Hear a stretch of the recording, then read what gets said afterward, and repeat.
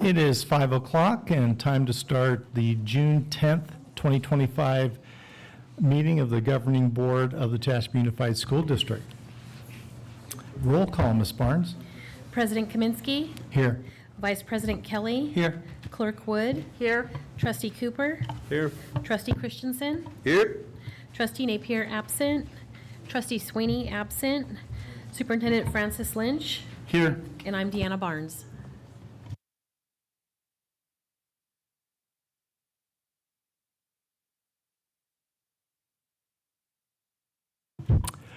Ms. Carr, Learning Director at Golden Hills Elementary School, will lead us in the flag salute and moment of silent reflection.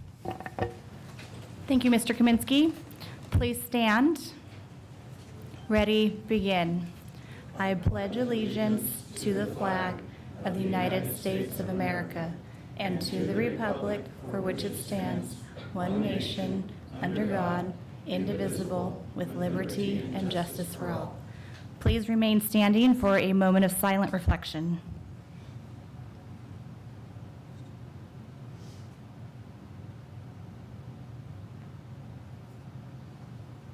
Thank you.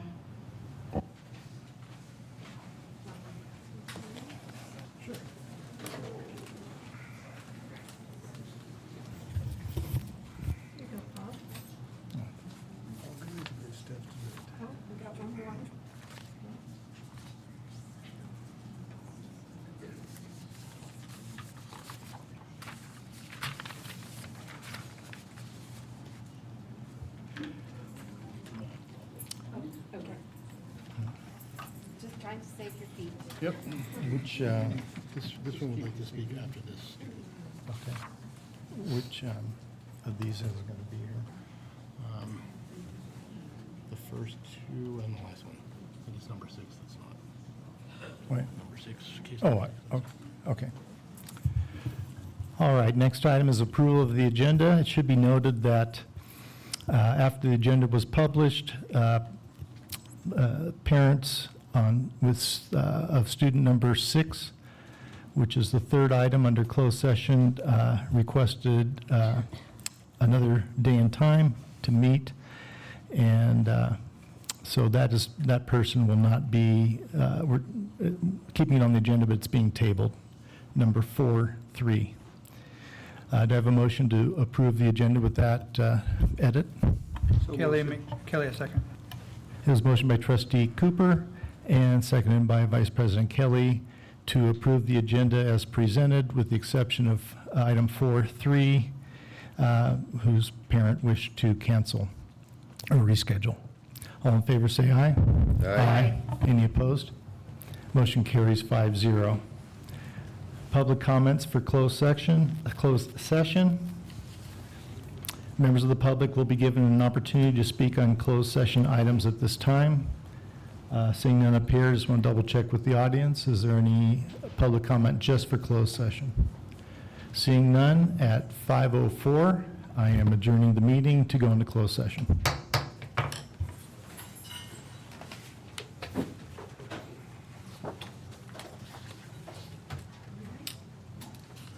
Okay, I just,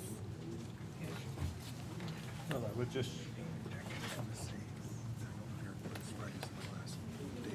uh-huh. So I just wanted to say goodbye and thank you so much. Oh, thank you. I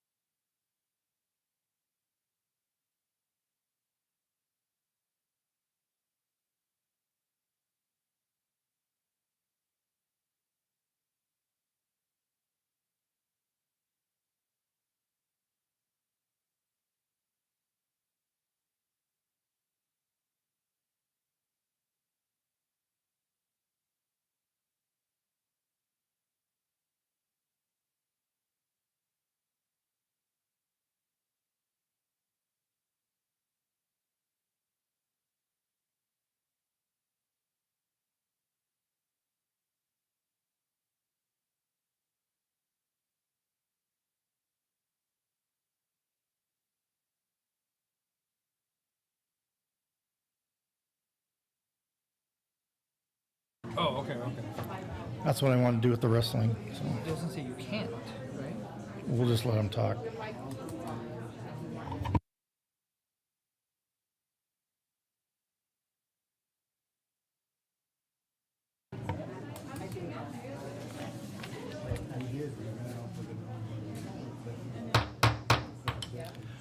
All right, the board's returning from closed session at 6:34.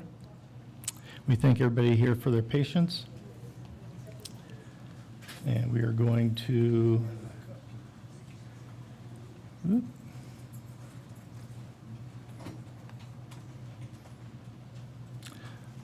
okay, so in closed session, number one, hearing to consider readmission after pupil expulsion, Education Code Section 48916 and 35146, student case number 2024-2025, number one.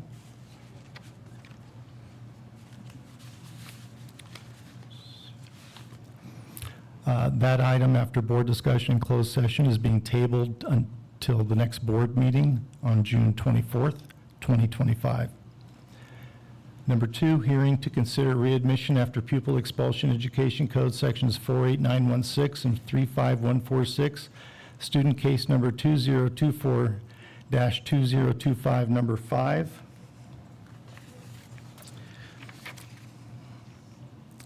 That student is hereby readmitted with a motion by trustee Sweeney and a second by trustee Wood. And roll call vote, please. President Kaminsky. Aye. Vice President Kelly. Aye. Clerk Wood. Aye. Trustee Cooper. Aye. Trustee Christensen. Aye. Trustee Napier. Aye. Trustee Sweeney. Aye. Thank you. Motion carries 7-0. Number 3 was previously tabled. Number 4, hearing to reconsider or to consider readmission after pupil expulsion, Education Code Sections 48916 and 35146, student case number 2024-2025, number 8.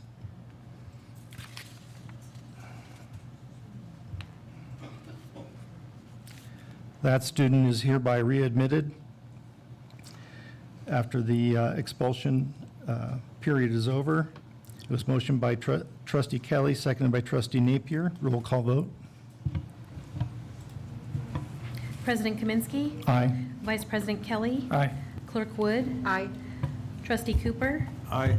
Trustee Christensen. Aye. Trustee Napier. Aye. Trustee Sweeney. Aye. Motion carries 7-0. General function. President Kaminsky, did you want to make a note of when Trustee Oh, Sweeney yes. and Trustee We talked Napier? about that before we left. Trustee Napier, 5:08. Trustee Sweeney, 5:20. Thank you.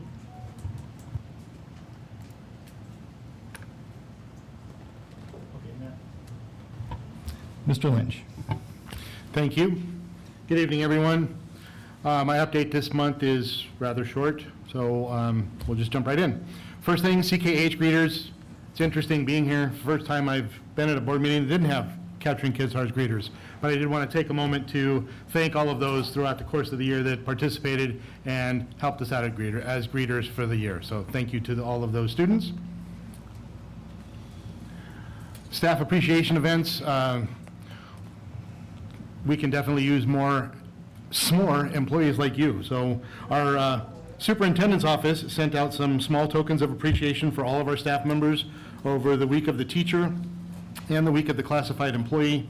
Each employee received a small s'mores kit stating we need SMORE employees like you. Each kit had a raffle ticket attached. We then raffled off some bigger prizes such as $50 gift cards to Walmart, cooler/beach towel sets, hammock sets, and then a cooler with a small solo stove for them to make their s'mores, and a handy set of straps that I may have to go get one of those myself. Next thing this month was the Rotary Club book distribution. So I was able to attend all 3 elementary school sites as our local Rotarians provided books to all of our current kindergarten students. These books were personalized using information collected earlier in the school year by our school staff. The personalization includes specific student name, their family, their friends, and their teachers. So it was great fun to see our Rotarians provide these books and read them in classes. Graduation and promotion. We do have 2 graduation ceremonies this year, one of which was last night. We were, several of us were there in attendance, had 24 graduates from Monroe High School. We have, tomorrow night, we'll have the promotion of our 8th grade students to high school. And then on Thursday is our culminating event, which is the high school graduation. All of those are to be held at 6 p.m., and the 2 remaining are both going to be at Coy Burnett Stadium out there. So we'll see you there. Next, we have our enrollment report for week number 38. Overall, there's about 33 students fewer than last year for this week of school, and about 29 fewer than we had at the end of last school year. So a little bit higher than we were last year, but fewer than last month. The district-wide attendance numbers for week 38 are down slightly from 91.98% to from 92.02%, a difference of only 0.04% on the year-to-date average. So overall, I would say we're seeing attendance and enrollment that's fairly consistent with last year overall. Continuing and/or improving our efforts in this area will be beneficial as overall student performance and increased budget opportunities would be beneficial, since ADA determines our funding levels. And then upcoming dates, again, a rather short list since we're close to the end of the year.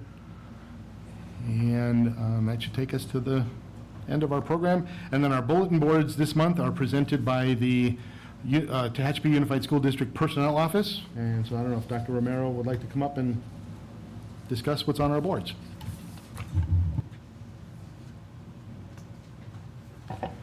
Good evening, board members, President Kaminsky.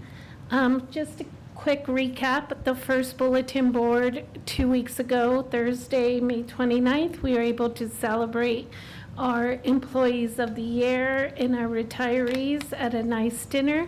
So thank you, President Kaminsky, Vice President Dr. Kelly, Trustee Wood, for being there. So there's some photos there with families and just being able to honor those employees with their plaques. And then the board preceding them are our awards we gave here at the board meeting. So just some pictures for there. So just want to thank all our employees for all their great work with our students. Thank you. Thank you, Dr. Romero. Next item is TAT update. Ms. Bowman?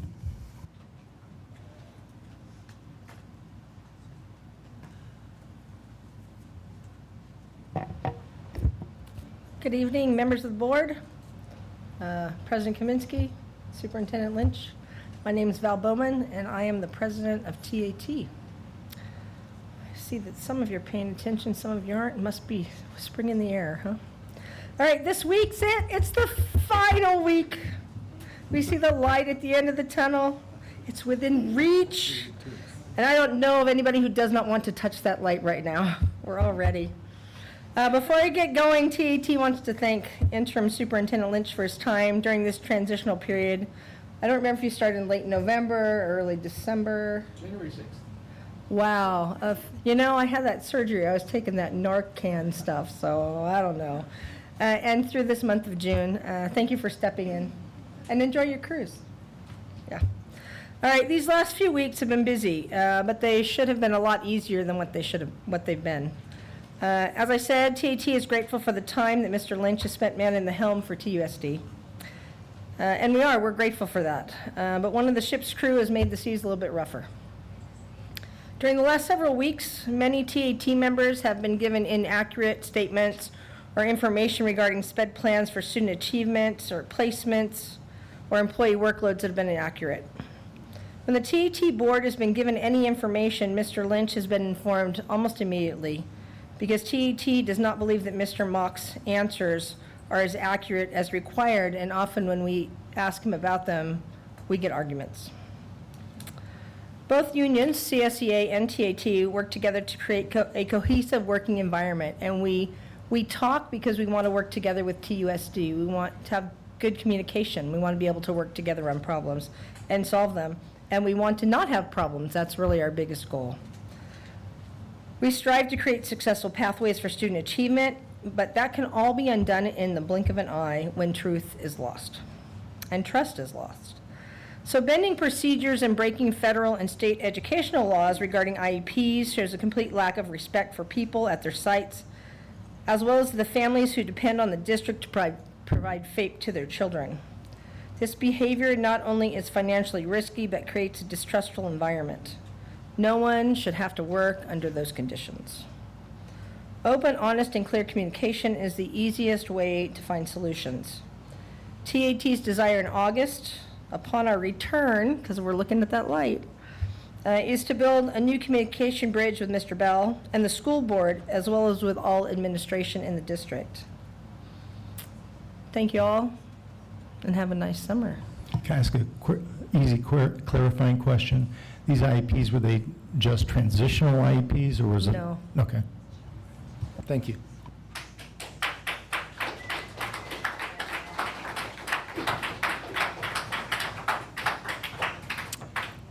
CSEA update. Is someone here from CSEA?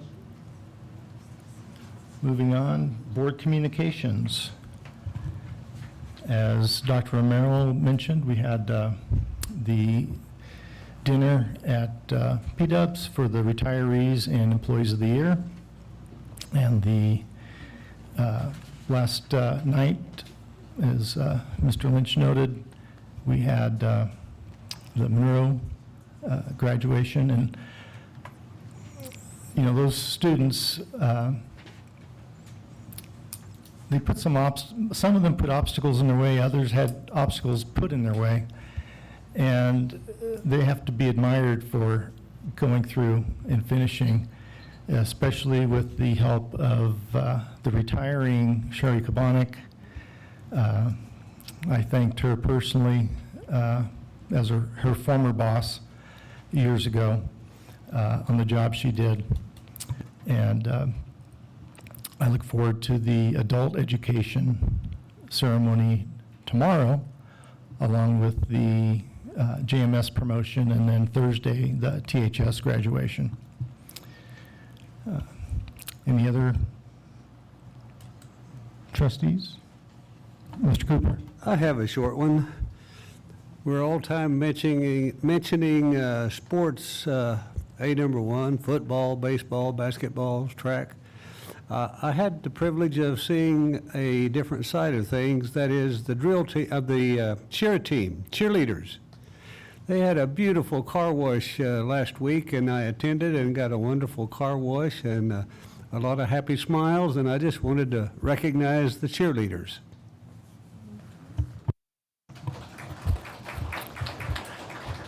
And I realize, as Trustee Cooper was talking, I failed to mention the 3 counselors at THS that split up the duties for the Monroe students. Most of the students, as they walked across the stage, gave a fist bump, some kind of recognition to that counselor for getting them through. It was just good to see the positive outlook, counselors toward students and students toward counselors. So counselors, thank you. And with that, I will move to item 5, public hearing for the 2025-2026 proposed local control and accountability plan, known as the LCAP. So the LCAP stands for Local Control and Accountability Plan, and we are going to this public hearing to solicit public comment on the LCAP.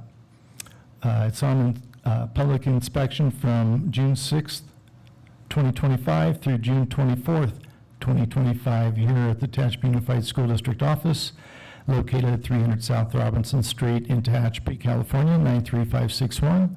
Also leading to a public hearing which will be held now. So we are adjourned at 6:58 and are asking if there are any public comments on the LCAP. Seeing none, this public hearing is adjourned and the regular meeting is reconvened at 6:59. I'm sorry, 49. Number 6, public hearing for the 2025-2026 proposed adopted budget and 2025-2026 LCFF budget overview for parents.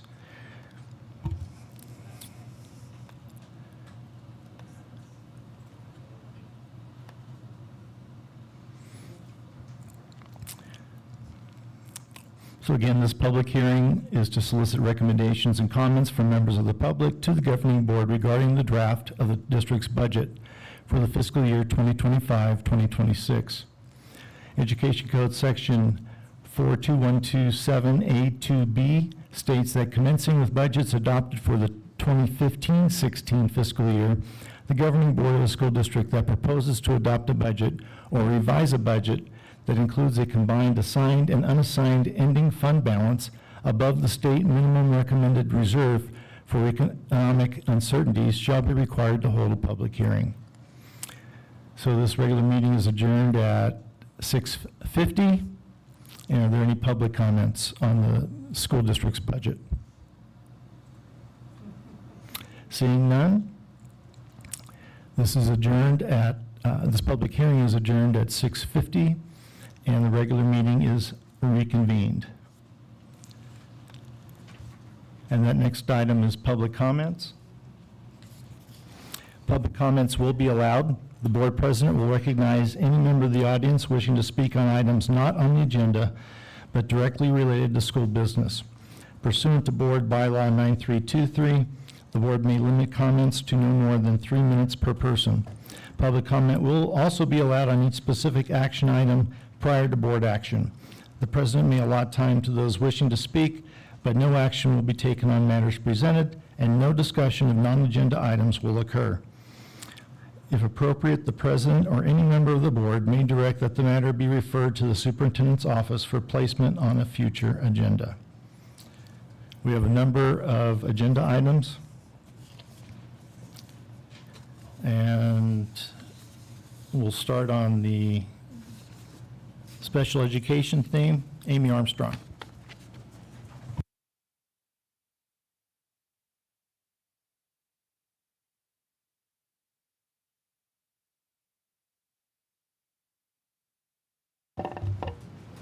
Good evening, members of the board, President Kaminsky, and Superintendent Lynch. My name is Amy Armstrong. I'm a 7th grade SDC teacher at JMS.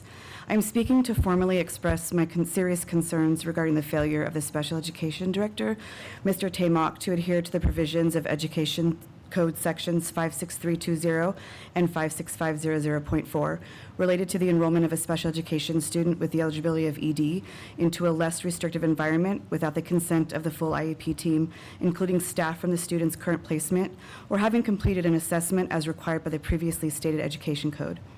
This practice is deeply troubling, as it not only jeopardizes the student's right to receive appropriate services in the least restrictive environment, but also risks the safety and well-being of the student and others involved. The foundation of special education is to ensure that students are placed in the least restrictive environment appropriate to their needs, and moving forward without a fully executed and comprehensive assessment contradicts this principle. The district's responsibility must be to make legal decisions grounded in what is best for the students we serve. Unfortunately, over the years, Mr. Mock has demonstrated a pattern of making decisions that appear to placate parents rather than prioritizing student welfare, as well as consistently following the law, undermining trust between the special education department and the teachers that work under that department creates distrust in the process, jeopardizes teachers' credentials, their jobs, and retirement, and could alter the ability to provide accurate, free, and appropriate public education to special education students. Furthermore, as Trustee Tyler Napier has emphasized on several occasions, decisions impacting students must involve the experts, school personnel who bring the necessary knowledge and insights. The IEP meeting is the designated forum to gather these experts and stakeholders for collaborative decision-making. Yet Mr. Mock has continued to conduct side meetings and make unilateral decisions that disregard input from key stakeholders, which violates the mandated IEP processes.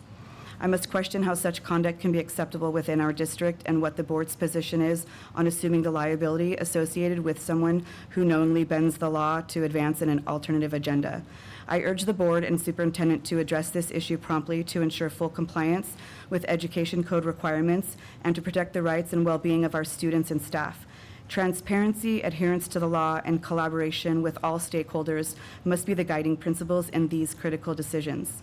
Thank you for your attention to this matter. I'm available to discuss this further if needed. Thank you, Ms. Armstrong. Samantha Bell. Samantha Bell.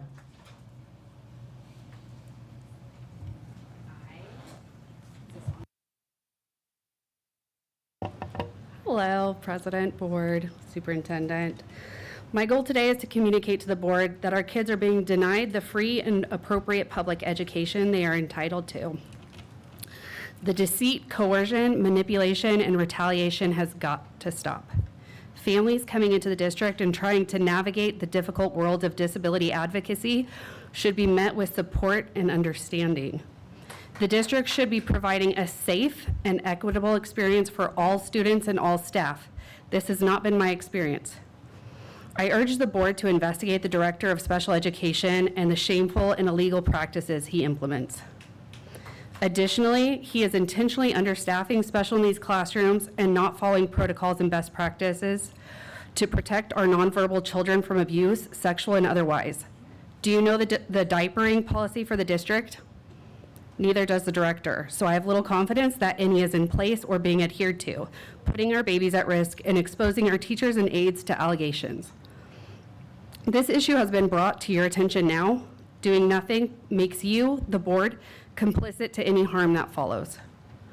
The most vulnerable students and their educational, civil, and human rights are in your care. Stand up and do the right thing for these students. This should be a top priority to mitigate damages and prevent future and inevitable harm. Thank you. Thank you, Ms. Bell.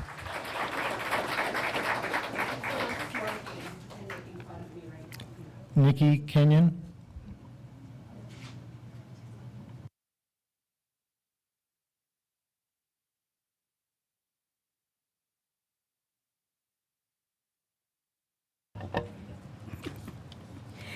Hello, I'm here to represent, well, that's probably not the right word, but because Alicia couldn't be here tonight, I'm standing in for her.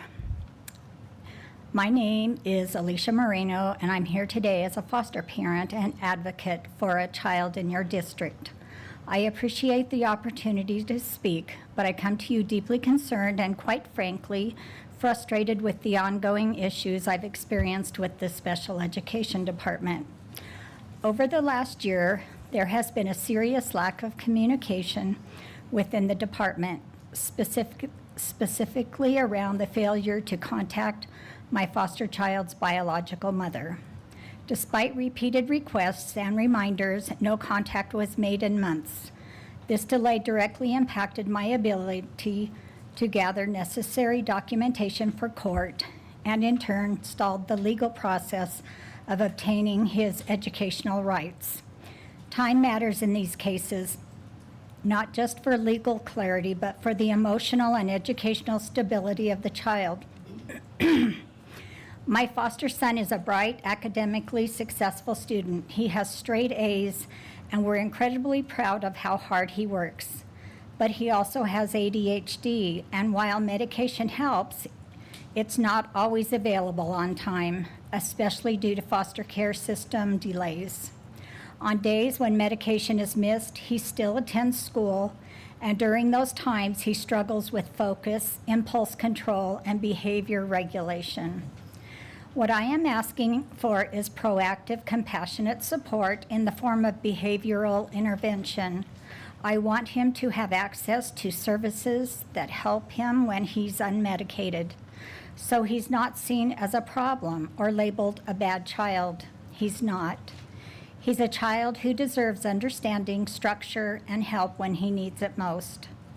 Our system should not only celebrate academic success, but also recognize when a child is silently fighting to stay on track. I ask this board to review the breakdown in communication that delays support and to ensure no other child or caregiver is put in this difficult position. Thank you. Thank you, Ms. Kenyon. Brianna Schultz.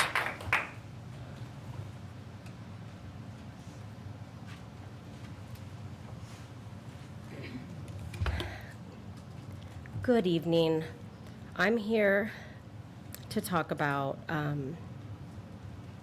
sorry, trying to set my timer so I don't overstay my welcome.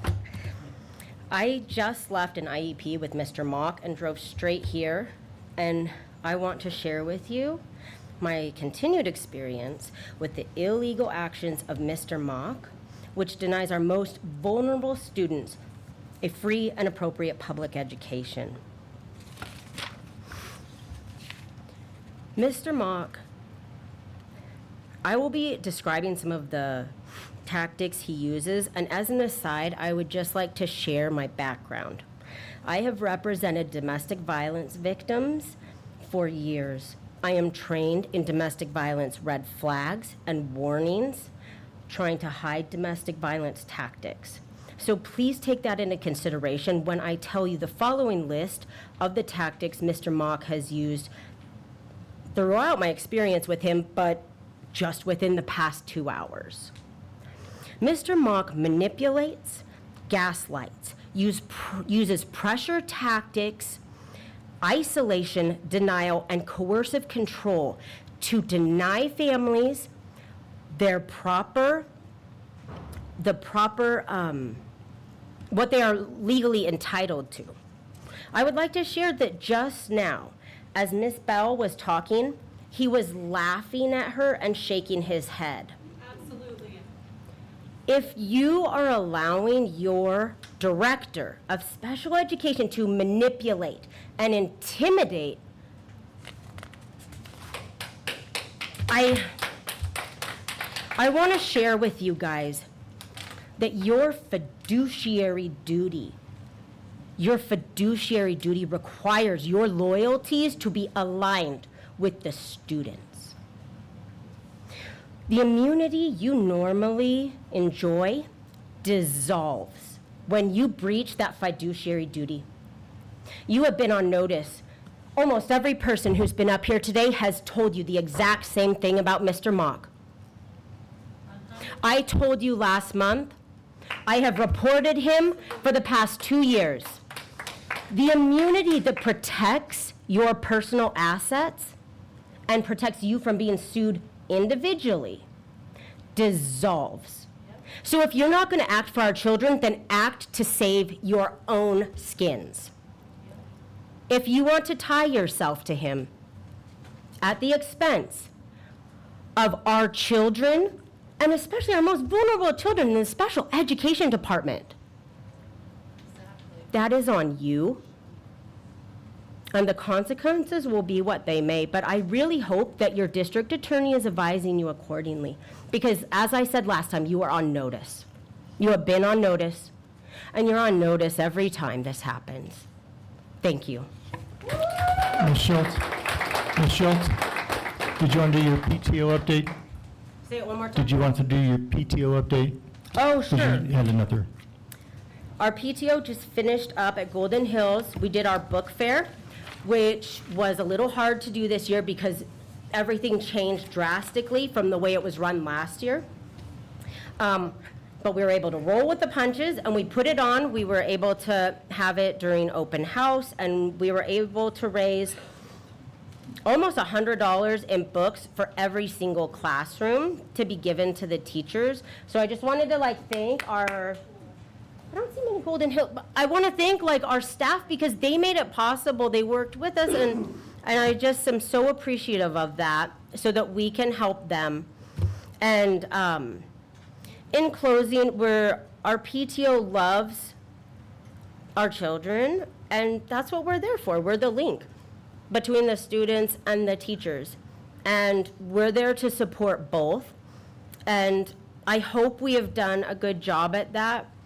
We really appreciate the opportunity to work with these amazing teachers, admin, and the students. And we're excited to come in at the beginning of next year and give you a full calendar of all of our activities. And I look forward to speaking to you guys in August. Thank you, guys. Thank you, Ms. Schultz.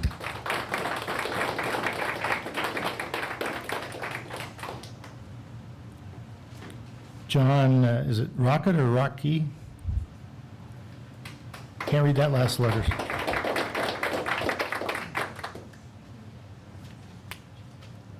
Good evening, thanks for having me. I'm here to talk about the wrestling coach situation.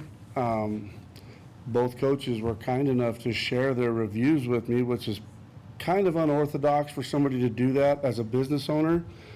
I wouldn't expect people to do that, but I believe they were both shocked at what they saw.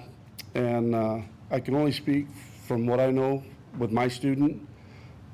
Both those gentlemen are great coaches.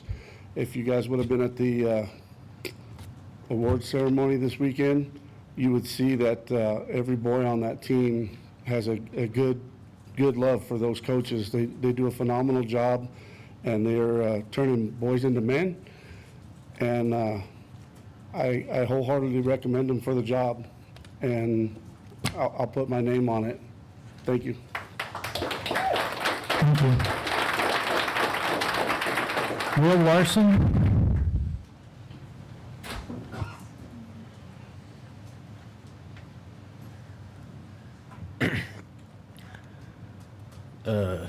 Good evening.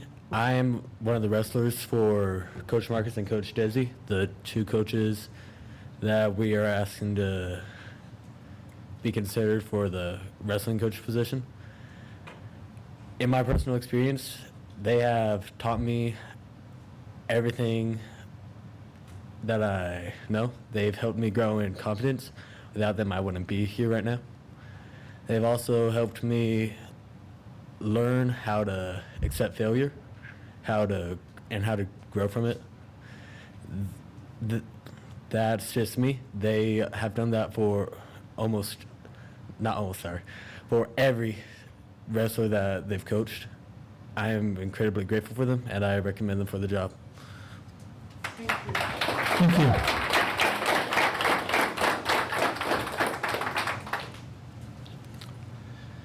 Annalisa Larson?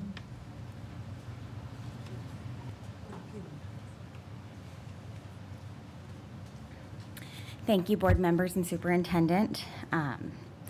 That was my son that was just up, and seeing him come up and speak to people that he doesn't know is just amazing in my eyes. I'll explain that more in a minute. Desi Levenguth and Marcus Coates, the THS boys wrestling coaches, have been instrumental in developing an effective and solid boys wrestling team. This is my son's second year on the team, and seeing how he has changed and grown has been nothing short of amazing. He has grown in skill, grit, and confidence. These coaches take young men, teach them the importance of work, commitment, perseverance, and many other life skills that not only apply to wrestling, but into every facet of their lives. My husband and I had the opportunity to attend every meet over the past 2 years, either him, me, or both of us, including those that were overnight. We never saw the coaches act in a way that did not exemplify the positive character traits of Tehachapi High School's mission statement. They provide comprehensive, challenging, and enriching educational environments for all of their athletes. They aim to prepare them to become responsible community members, proficient communicators, and lifelong learners through collaborative efforts with the school, students, families, and communities. They foster athletes that are responsible members of their community, understand and display the rights and responsibilities of life in our community, and demonstrate tolerance and respect for the diversity of others. They create positive goals. They are service-minded individuals making healthy life choices for themselves, the environment, and the community at large. They've taught these boys to find balance in academic, social, and competitive areas of life. And all of that, those are the exact things from the school's website, and they exemplify those morals. Not considering them for rehire would be a major detriment to these boys and the hard work that they have put in. For the first time in years, these young men were second place out of 28 schools at the division finals for California Central Valley, which is one of the most competitive areas in the nation. They brought honor and represented the school with the traits that their coaches, Desi and Marcus, instilled in them. Thank you.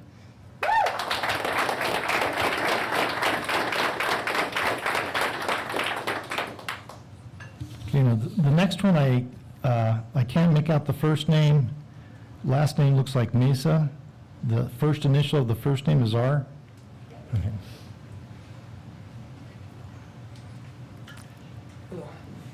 Thank you.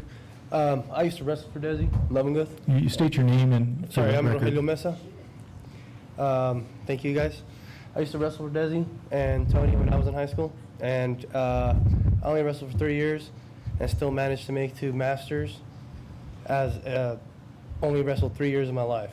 They're great coaches. They taught me everything I know. Marcus was on the team with me, and he's a great coach too. And as far as the wrestling team goes, those are the 2 guys that should be only consideration for the coaching position.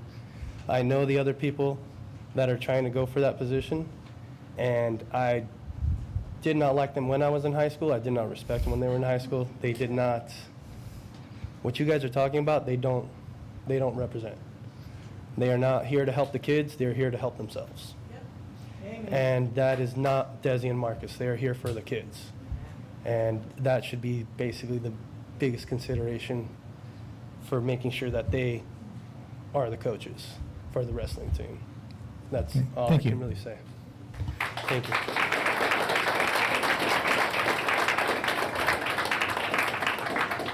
Jessica Chavez?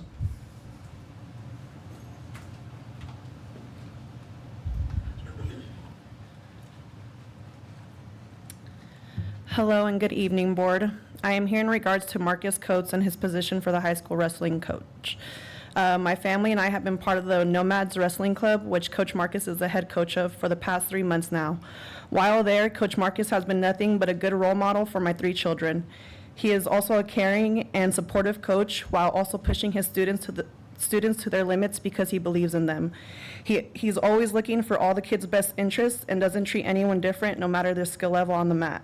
Since joining, my family has had a positive, fun experience, and we continue to look forward to what the future holds with Coach Marcus. Please reconsider his rehire because I know he is a great asset to the team. Thank you.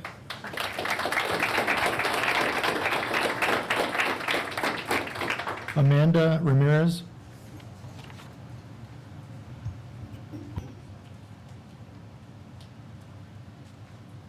Hello, I'm Amanda Ramirez. I work for Tehachapi Unified School District. I work for an elementary school, but I also coach wrestling for the girls program. A little bit about it, I started off 3 years ago as a volunteered mom because of my daughter, Jaslyn Ramirez. At the beginning, I was very hesitant to let her join, but thanks to Desi, he talked me in. He let me come and take a look at how wrestling is. And since then, I fell in love with it, my daughters fell in love with it, and that encouraged me to apply for the position. And in doing so, I heard of the coach, the program that they have outside of the high school, and my kids joined it, not just my high school daughter, but all of my children. I'm in the process of adopting 2 boys, making that 6 children total. We have followed Marcus since then. Since he separated his program and made his own, we continued that. Now, in doing so, I do want to inform you that I was having to secretly attend his program for fear of the varsity coach that is over me, particularly because I was told that because I am a girls coach, I shouldn't have any communication or relationship with the boys varsity, nor JV's coaching, how can I say, I shouldn't have a relationship with them or I shouldn't discuss anything with them. So I was taking my children to Marcus's program in secret so that I didn't step on anybody's toes. But when I heard that he wasn't a possible rehire, it kind of saddened me and my children. So I just wanted to let you guys know that Marcus is an amazing person, a positive person, and a very impactful person to all the wrestlers, not just the high school, but even the next generations that are coming in. And that's all. Thank you. James Jacobson?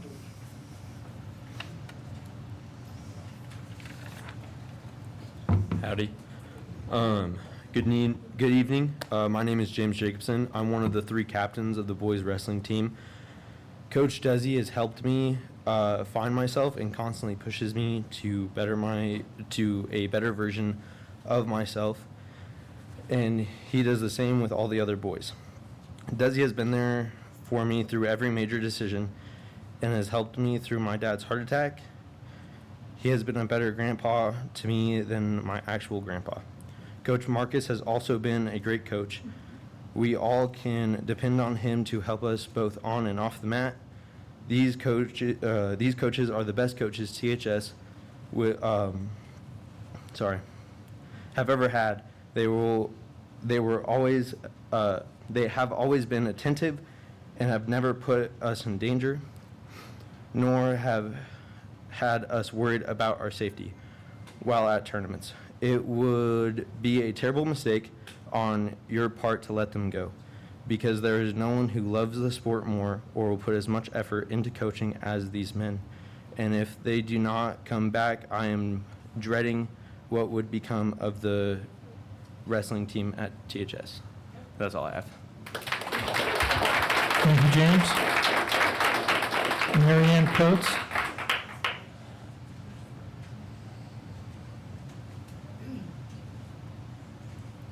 Good evening. I'm Marianne Coates. My husband is Marcus Coates. My husband and I both are alumni, class of 2005. We have 4 kids in this district. Coach Desi coached my husband, and I have grown to know Coach Desi over the years before my husband got the position as JV coach for the high school. Both him and Coach Desi are amazing coaches, and they don't deserve to be treated the way that they have been treated. The false allegations have both hurt both of our families. A lot of these kids that my husband has coached, some since they were 5 years old, are just about to start high school or within the next couple of years. So he has been looking forward to continue to coach them in high school. As his spouse of nearly 20 years, I've had the privilege of walking beside him through every season of life. So I know his dreams and I know what he wants for the future. He has a vision. He is trying to build a legacy here and make something of Tehachapi. His journey began in the U.S. Army, where he served his country with honor. The Army instilled values that never left: duty, honor, sacrifice, and loyalty. It gave him discipline. It gave him perspective. It taught him about brotherhood, sacrifice, and courage under pressure, things he now passes down to every life he touches.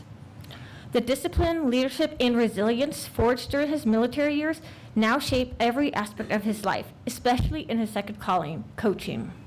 He is not just a wrestling coach, but he also volunteers his time for Tomahawks youth football.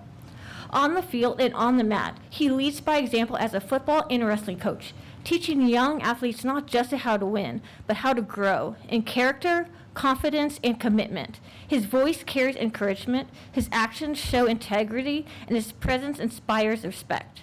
His practices are tough, his expectations are high, and his support is unshakable. He celebrates the wins, yes, but teaches the deeper lessons in the losses. He doesn't ask for recognition, he doesn't need applause, but if you've ever been coached by him, raised by him, loved by him, or even just stood beside him, you know one thing: he makes you better. Better on the mat and better in life. He shows up, he gives back, he never quits. Thank you.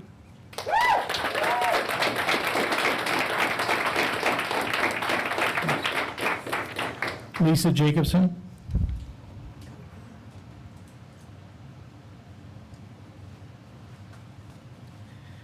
Good evening. I want to thank you for giving me this time. James is my son. He has wrestled for 4 years. When he started, we moved from Orange County and we came up here, and I saw the difference in this district compared to Orange County's. And I want to thank you for that. However, the main thing that helped my son are these 2 men back here. They taught him to be honorable, along with my husband and I. He is our number 6. He is our last. He is an amazing young man who has gone through many trials. He was there at 14 when his dad had a heart attack, and Desi helped him through that. The things that I have heard that they're being accused of is ridiculous. These men have nothing but love for these boys, to protect them, to guide them, to encourage them, to teach them what a real man is, along with their dads. And for those who don't have a dad to do it, these men have stepped in. for my son to say that Desi is like a grandpa is an understatement. I could not be more proud to have Desi with my son. As I said, I have 6 children, ranging from 38 down to 18. I don't trust people with my kids. I've seen too much, I've been through too much. I would trust these men with my life and with any of my children and any of my 7 grandchildren. And if you guys don't have them back, the upcoming boys, the boys that are in there now, are going to suffer. They're not going to learn how to be honorable. They're not going to learn, because the coach that you're thinking about, trust me, I've seen him in action. I wouldn't want him near my children. Male or female, I wouldn't have him near my kids. I wouldn't trust him as far as I can throw him, and I'm old, I can't throw him very far. These men, I trust with everything. Please, think of these boys. Think of the boys who have already gone and came back to stand up for them. Think of the future boys who need these guidance from these men. They need to be reinstated as the wrestling coaches for these boys, which is what the team's all about. That's what Desi and Marcus make it. They don't make it about them. The boys did take second. They took it for Desi because he couldn't be there because of his health. And they came together and they said, let's do it for Coach. I don't know many coaches the kids would do that for. Lisa, your time's up. All right, thank you. Thank you.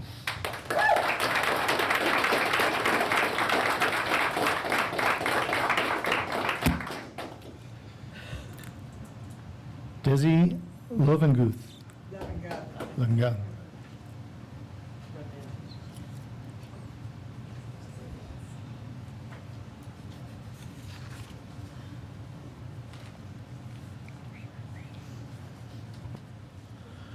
Hello, board members. My name is Desi Lovenguth.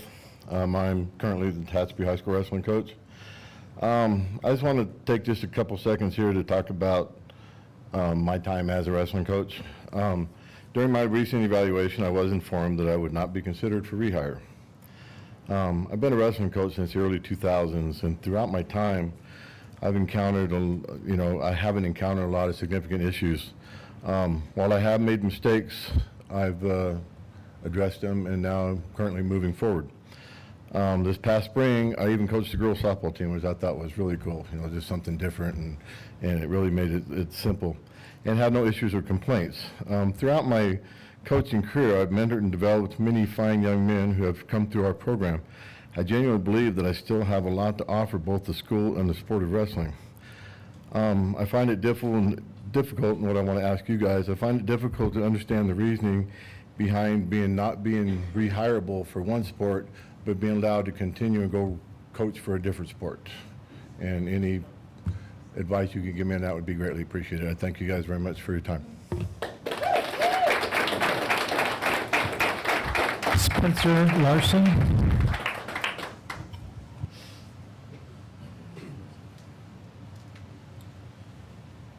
Good evening. Thank you for this time that I have.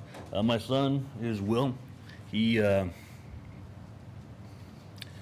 change that has gone over him in the past 2 years since he's been with Desi and Marcus is miraculous.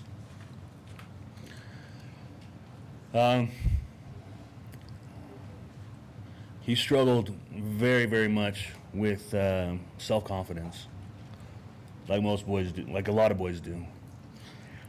He could not stand up straight. He could not look you in the eye. He didn't really like who he was. As a dad, it's very difficult. These 2 men have changed him. The love that they give him, as well as every single young man on that team, is something from God.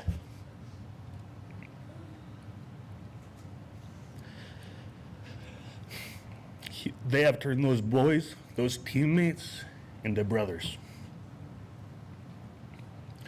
my son talks about his brothers. He has 3 of his own, and he's got a whole mess on the team. And he loves them. And that's because of the example of Desi and Marcus. They push them, and they push them hard, just like every young man should be pushed. Because if you're not pushed, if you don't go through hard things, you cannot become a good man. You cannot become a strong man. These boys are becoming strong men. I do my best as a father to be that example, but I need help, and they're there for that help.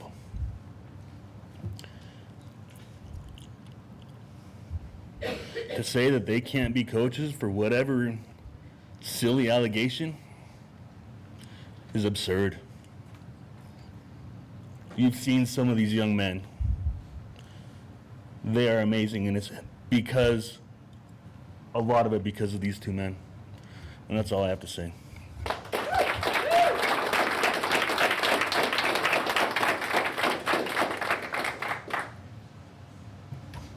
Marcus Coates.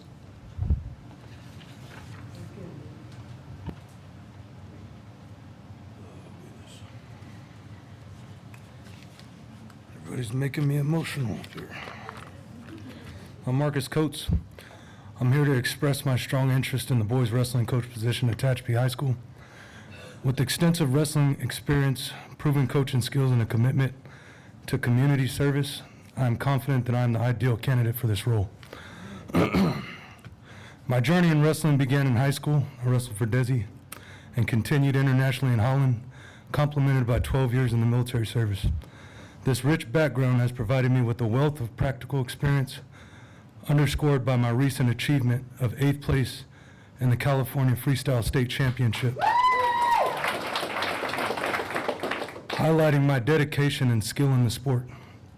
For 5 years, I served as the head coach of the Tehachapi Valley Wrestling Club and subsequently founded the Nomad Wrestling Club in April 2024. In this capacity, I've been coaching passionate wrestlers year-round, concentrating on those eager to improve their abilities. Collaborating with other high-caliber coaches allows me to bring the diverse perspectives and ensure our wrestlers receive the finest training. Over the past 7 years, I've had the honor of coaching numerous athletes who will soon join the Tehachapi High School wrestling team, several of whom have achieved multiple state placements through my youth programs. This past year was particularly significant as our high school team secured the title of CIF runner-up for the Valley Championship, a milestone that marks our best performance in over 15 years. Looking forward, 6 of our students have qualified for Masters, with 3 returning next season. If they maintain their current work ethic, I believe at least 3 will qualify for state next year. Presently, I have 7 dedicated varsity wrestlers training diligently in the Nomad Wrestling Room, and their extra efforts are setting them apart as they prepare for the upcoming challenges. My commitment to the community extends beyond wrestling. As a coach for the Tomahawks youth football team, I helped us to 2 championships within the last 4 years and 1 Super Bowl appearance. I actively volunteer at the VFW Post 5948, they are a strong supporter of our wrestling program. Additionally, my 13 years in the military service have instilled me the significance of teamwork and leadership, qualities that I am eager to contribute to our community. In conclusion, I am passionate about developing athletes and fostering a positive environment that promotes growth and success. It would be an honor to bring my experience, dedication, coaching philosophy back to Tehachapi High School. Thank you for your consideration. I look forward to the opportunity to discuss how I can contribute to your team.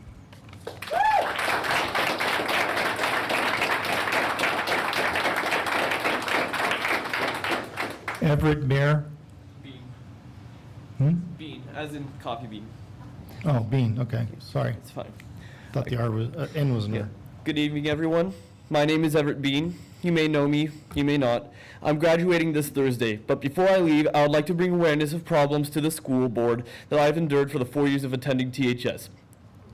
Every year, I have experienced a form of bullying at this school. I was constantly harassed and threatened in my freshman year, and all the school did was send the person home with a slap on the wrist, and nothing after that, despite me having proof of this kid threatening to harm me. I was sexually harassed by a student who was filming and taking photos of me in the gym and locker room. I provided photos of the phone being used in the locker room that took videos and photos of me and the person who was holding the phone to prove it was them. Ms. Hoffman asked me to delete the photos to protect the privacy of the student, essentially destroying evidence of a case of sexual harassment. I only deleted them because I didn't want trouble with the school. Despite a crime committed, Ms. Hoffman believed that everyone deserved a second chance and didn't look further into it. Hoffman should be investigated because of how she handles these cases of bullying. At that point, I felt defeated. The school wasn't doing anything. I felt like they just threw away any report of bullying into the trash. When a student hit me in the back of the head and when I had property stolen from me, I didn't report it because it seemed like it did more harm than good. I've experienced all forms of bullying at the school, including ASB for no reason. I was excluded from the yearbook. My senior quote which followed all the requirements, and and they didn't even put my name in the yearbook for the swim team. They didn't add me. ASB didn't add me into the senior finale rally slideshow, despite following all of the requirements. These photos were essentially the highlights of my life that I took this year. It didn't feel like I had just been bullied, but also treated like I didn't exist. And for what? Personal gain? Just for fun? I couldn't tell you. Bullies aren't the ones who look like big, scary athletes, but they can also be the academically awarding ones like ASB. Just last month, a student committed suicide at the middle school due to bullying. This wasn't the first case. Seth Walsh tragically took his own life in 2010 when he was bullied for his sexuality. I am disgusted by the fact that more than one suicide was due to bullying and has happened in the same district. When will it end? When will the district take bullying seriously? How many more suicides will it take before change happens? I speak for the people who have been in my shoes before and because I am concerned for my siblings and friends who are still in the district. These administrators need to be held accountable and investigated for their actions of not taking any of these situations seriously, and to make sure that they'll take them seriously from later on. I'm speaking to all of you on the school board except for Mr. Napier because he stands up for the people and what is right. Thank you for letting me speak, and I hope to see a change in the future.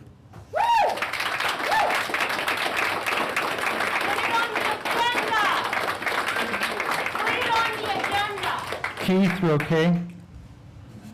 Roque, R-O-Q-U-E.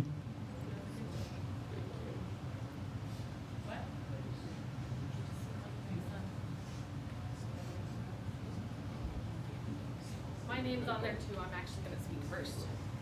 And your name is Miss Jolly? Yes. Yeah. So I have this, he filled out another one, that's the one I had, so go ahead. Good evening again. My name is Jenny Jolly, and I stood before you not long ago to speak out about the false accusation and arrest of my 15-year-old son, Zayden Bunt. I spoke then about the lies, the failures, and the injustice he experienced.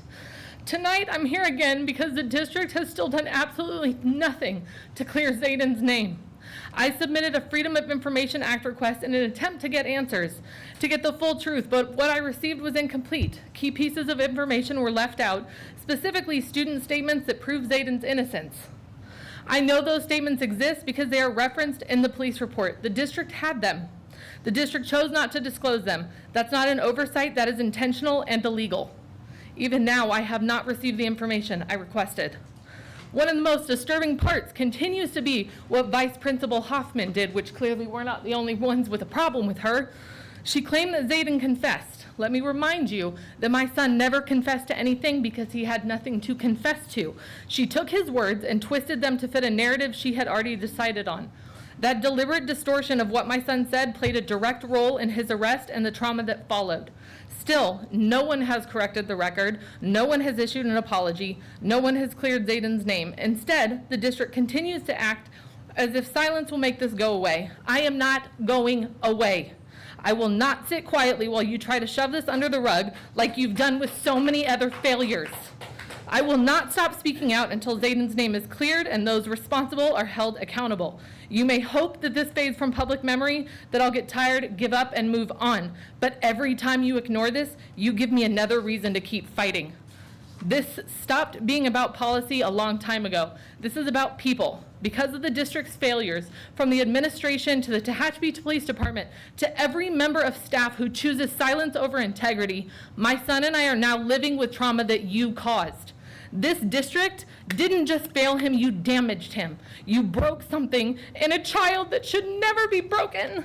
My son wants to return for his last day of school, to sign yearbooks, to feel like a regular kid. He wants to come back next year and have the normal high school experience that every student deserves. As his mother, I should not have to worry about whether he should wear a body camera to be safe and to ensure that the truth is told when others choose to lie. This district has turned into a dangerous place for vulnerable students, especially those without someone to fight for them. You don't just fail to protect them, you enable harm. Look at the student who just came up and told you that he's been bullied for 4 years. You guys stood by. Ms. Jolly, could you conclude, or have your husband talk? That's fine, because you both submitted a statement. This district has turned into a dangerous place for vulnerable students, especially those without someone to fight for them. Just fail to protect them. You enable harm. You look at the kid who just came up.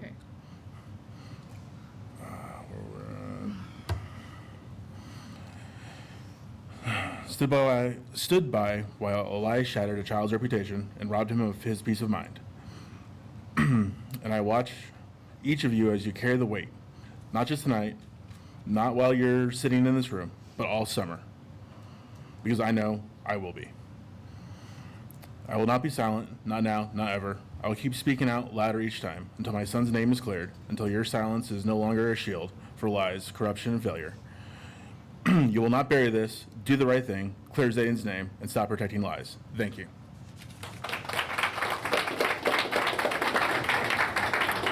Melissa Bean.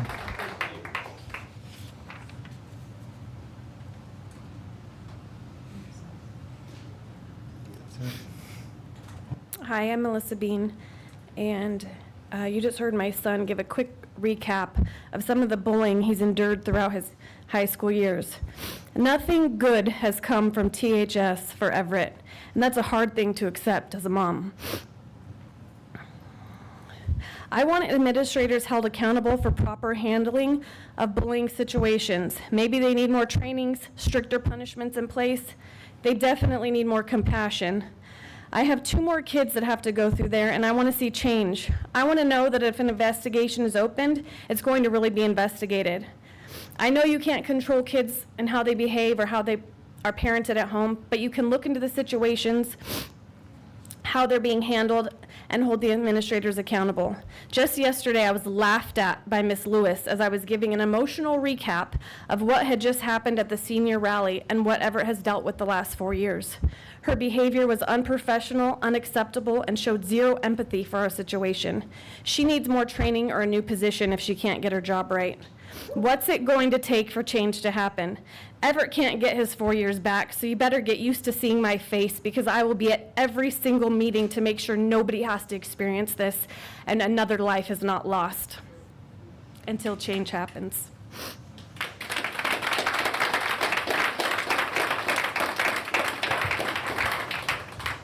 Thank you to all that spoke, and it is 7. I have a comment. I also have a comment. We can't discuss. No, I can make a comment, though. We can't discuss, just keep I'm that not in discussing. mind. Just keep that in mind. Paul, I've been on the board for 5 years. I know what I'm doing. I'm not stupid. Okay. So you were. So let's go with a few things here. So sometimes there are things that are brought to public comment that are very open, public, very obvious to the board. Tonight some things were brought to our attention, specifically the wrestling thing, and I just want to be very clear. Speak for myself, I knew nothing about this. Zero, absolutely zero. I'm going to be sending an email to the superintendent tomorrow for an investigation into a full understanding so the board can be made aware of the situation. There are some things that are specific to personnel that we as a board don't have a lot of, we don't get to see employee evaluations, let me be very clear. But I am going to be asking the superintendent to look into this situation, to provide some feedback to the board. If that needs to be brought to we have another meeting in 2 weeks from now. June's one of the rare months we have 2 meetings. So if something is need to be brought to the board's attention or made public on an agenda, I will see that to be the case. Second thing, I would hope that my feeling here on this situation of the constant comments about bullying is growing exhausting for us, and I'm just disappointed in our district. I have 6 kids myself, some who have dealt with bullying themselves, some who have not. To see the teenage kids get up and speak tonight was incredibly inspiring. They speak better than most adults do in public, and they were up there very vulnerable. So to the parents of those kids, be proud of yourselves. So to finalize that comment, I'll be doing the same thing. As the public may be aware, we have a new superintendent starting on July 1st. So there could be a little bit of delay in some of these things, but I will be sending an email to the superintendent looking into this bullying thing is not new, and if we're not going to do something about it, who will? So that will be on the agenda for the 24th. I'll be making a formal request, so I hope that the superintendent will put that on the agenda. The agenda request that will come from me will be very specific to. We can't change the world, right? I'll be very clear. We can't change the world on one agenda item, but we can ask those who are in charge of conduct and discipline and things like that to present that to the board, and then we can have a very open discussion about that at that time. So I invite all of you to be there. I invite every single one of you to share with your family, your friends, your coworkers, every student who's ever been bullied. All of our emails are on the website. I highly suggest that every single one of you flood our email inboxes so we can gather all the data we need. Put it all in there. I'll speak for myself as a parent of 6, 2 in college, and then 2 in high school and 2 in middle school. I will be fighting for you guys to see what we can do about this. Thank you, Trustee Napier. I just wanted to Trustee say Sweeney. real quick. So for everybody that came up and talked about the coaches, it's so amazing to hear how much love and support. Obviously, there is a very big impact here. I too feel Regina George. I do not know any information. I will be asking and looking into. So I do apologize. I feel as I am as a disservice because I do not know what is currently happening. So I will be looking into as well. Again, for the student that spoke about bullying, I know how incredibly hard that can be, and I kudos to you for getting up there. I know how hard and courageous that can be, so thank you for shedding light and speaking up for your peers. It's a tremendous hard thing to do, and I commend you. Again, bullying has been talked about. We are listening. I am a parent. I have students in the school district who have all experienced great and not so great things. I did ask last week for something to be on the agenda. It is not on. I will also be making a formal request. So I do apologize that it is not on the agenda today. That's it. What about special education? Nothing? What about That's, I can tell you that I can't Mr. Lynch and I have had frequent conversations, and with all these items on tonight's agenda and previous board meetings since Mr. Bell signed his contract, he listens to the recordings. He wishes he could be here, but just, please don't interrupt me. I'm trying to answer your question. He would be here, but McFarland, he's still employed at McFarland, and their board meetings are the same day and time as ours. But he will be at the next board meeting. Can I ask one question? I think we're asking for your response, not the new superintendent's. We want to know the board's response to Okay. special ed. It will be looked at, it has been looked at. Thank you. It has been looked at and it continues to be looked at. It's not been ignored. Having been in education for over 25 years, things move slowly, unfortunately. And this has been discussed with the superintendent. And like I said, Mr. Bell is aware of the situation. And I think as trustee Napier commented, there's going to be kind of a lag time between superintendents. So please be patient. You should have an investigation, not an internal, but rather an external one for the situation. Just real quick, I am a special needs mom, so please know that it is not going ignored. It is something that is very near and dear. It's just not something that I can publicly comment on. Okay. All right, at 7:44, we're going to take a 10-minute break.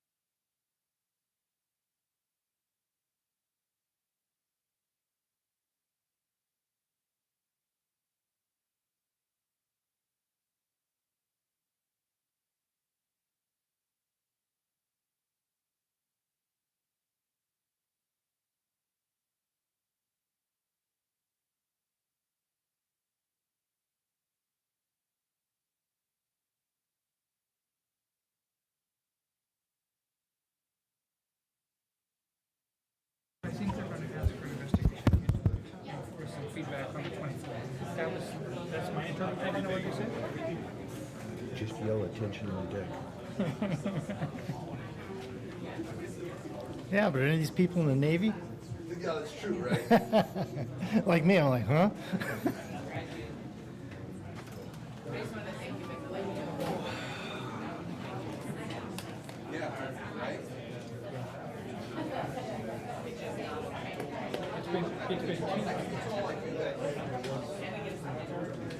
It's been 2 hours of a lot of stuff. My toes are touching the ground. I'm sitting up like you guys. I feel like low right now. Down here like this. Then it just empties out. I just got I get my fair share. One.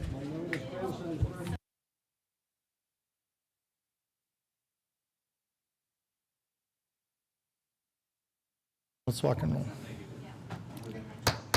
It is 8:01. We are resuming the tonight's board meeting with the consent agenda.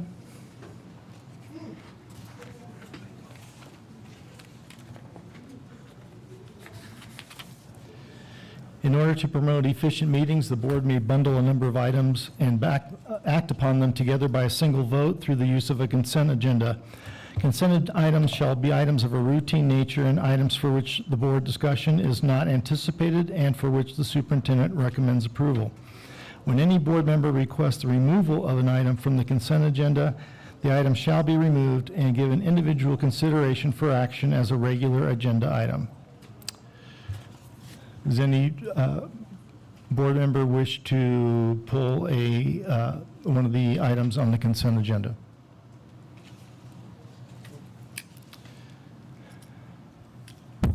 Oop.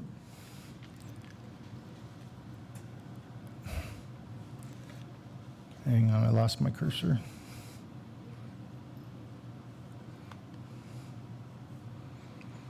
Is there a motion to approve the consent agenda as presented? Kelly, motion. Kelly, a second. This motion by Trustee Cooper, seconded by Vice President Kelly, to approve the consent agenda as presented. All in favor, say aye.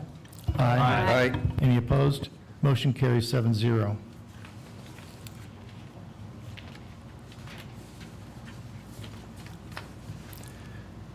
Superintendent, number 1, information item, presentation draft 2025-2026 local control and accountability plan, proposed adopted budget, and 2025-2026 LCFF budget overview for parents, local indicator self-reflection. Superintendent Lynch. For this presentation, I'll be deferring to our Chief Administrator for Instructional Services, Andrea Paxton.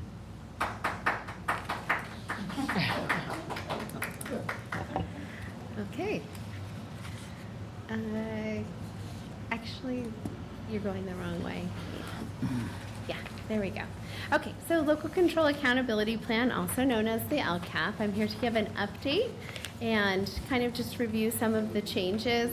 We can go to the next slide for the 25-26 school year. I also included a review of metrics to measure progress on goals. However, not all of the metrics are present in the attachment because we're still gathering some of those metrics like graduation rate and so forth. So those should be present or more complete by the 24th. Actually, we're still on the other slide. Thank you. The LCAP, this is just a draft, and like I mentioned earlier, it has minimal revisions as this is a 3-year plan, and we're only in year 1 of implementation of this plan. And some of the metrics are lag indicators. So CASP, for example, is a metric that we use for many of our goals. And so the 2024 dashboard, well, the dashboard that we're using right now, that's based on 2024. So we won't have dashboard results until next year. So it's kind of a little confusing because some of the metrics like CASP, we took those metrics before we started implementing the first year of this plan. We also will review the money that has been assigned to the implementation of the LCAP. Okay, now we're ready for the next slide. So goal 1, just a review, Tehachapi Unified School District will provide students with safe facilities, standards-aligned learning resources, and highly qualified staff members to ensure that all students have access to a broad course of study that allows students to develop their interests in preparation for college and a future career. And we go to the next one. So just some metrics that I included to highlight in tonight's presentation. The percentage of teachers with clear credentials increased by 8% when compared to last year, with 85% of our teachers holding a clear credential. As a district, our goal is to have 89% of our teachers hold a clear credential at the end of this 3-year LCAP cycle. This metric leads us to believe that we are working to recruit more teachers with clear credentials, and that when we do hire interns or teachers with a preliminary credential, that they are staying with TUSD as they clear their credential. However, to really solidify that statement, we'd have to work with personnel to just kind of dig into that a little bit more. The next metric is the College and Career Readiness Indicator that is on the dashboard. From our 2024 graduates, that metric increased by 5.2%. Based on current projections, we are expecting this metric to continue to grow in 2025. The College and Career Indicator metric is based on A through G completion, CTE completion, successful college course completion, CASP performance, the state seal of biliteracy, outcomes for AP exams. And our school staff, the high school really has done such a great job in developing the CTE pathway program. And we have 6 pathways at the high school. And also the relationship with Saracoso to bring dual enrollment courses to our high school. That really, we kind of take that for granted here in Tehachapi, but that is actually an anomaly. When you look at many other districts, they don't have dual enrollment courses happening on the high school campus during the school day. So that is a unique opportunity for our students, and that's why our CCI metric continues to go up. A through G completion rates increased as reported on the 2024 California School Dashboard with the A through G completion rate of 21%, and we are projecting another increase of approximately 3% based on outcomes for 2025 graduates. The class of 25 looks like it's going to bring our A through G levels up to pre-pandemic levels when we look at outcomes in 2018, which was 23%. And so that really has been a goal for us. We've been really focusing on increasing those A through G completion rates to get to the pre-pandemic level. So although it looks like we're going to be there at the end of this year, we want to continue to strive to increase that. And then also the facilities inspection tool, which is used annually by Kelly and Kirk in the maintenance department to determine if our facilities are in good shape and need any repairs. All facilities were determined to be in good shape, and this metric was also reported on the School Accountability Report Card, also known as the SARC. Curricular resources are continuing to be updated as needed. This year we implemented a new math program from kinder through 8th grade. And then as we move into the following school year, we will be implementing a new transitional kindergarten curriculum that reflects the needs of our young students as the birth dates for TK students moves back for one final time. And also, we're going to be piloting a new math curriculum for algebra at the high school to really focus on increasing and improving math outcomes for students. So CTE completers, it says it's an area for growth. Well, it doesn't say that, but in 2024, our CTE completers decreased by 2.4%. However, CTE completers this year increased by about 20% with the class of 2025. And last week, we had the CTE completers ceremony, and there were over 100 CTE cords that were handed out to our students. So that was pretty impressive.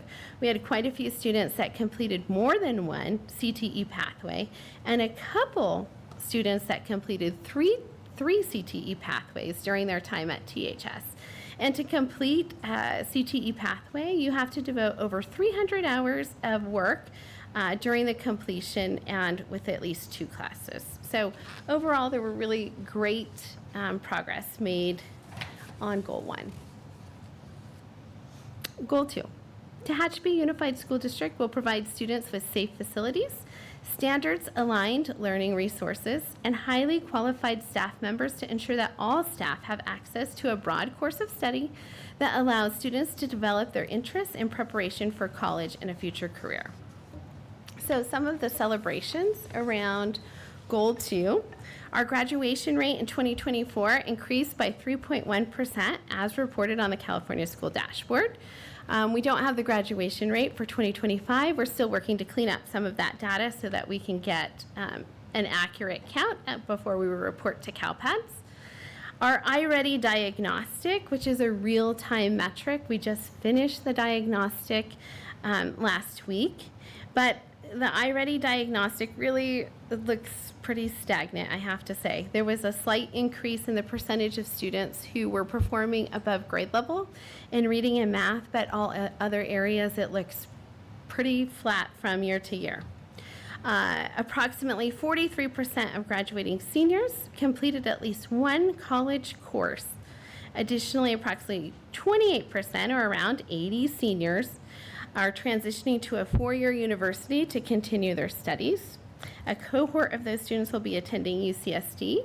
We have 1 student attending Berkeley, and we have students traveling out of state to Arizona, Alaska, New York, and Arizona. So pretty impressive group, this graduating senior class. About 50% of our senior class were CTE completers or are CTE completers. So that's pretty exciting. When we get to our areas of concern, I do have the CASP listed, but we know that when we review the CASP and the California School Dashboard, that performance in those areas declined. However, that was prior to implementation of this LCAP, but it is a metric that we do have to include, so it is up there. Okay, on to the next Ms. one. Paxton? Uh-huh. I'm showing Goal 1 and Goal 2 are identical, but the progress is different. I'm sorry, can you say that again? Yeah, go back to Goal 1 for me, please. Okay, safe facilities, go to Goal 2. Safe facilities. Oh, shoot. Well, I apologize. Goal 2 really has to do with the learning and outcomes. Let me see. I have it right here.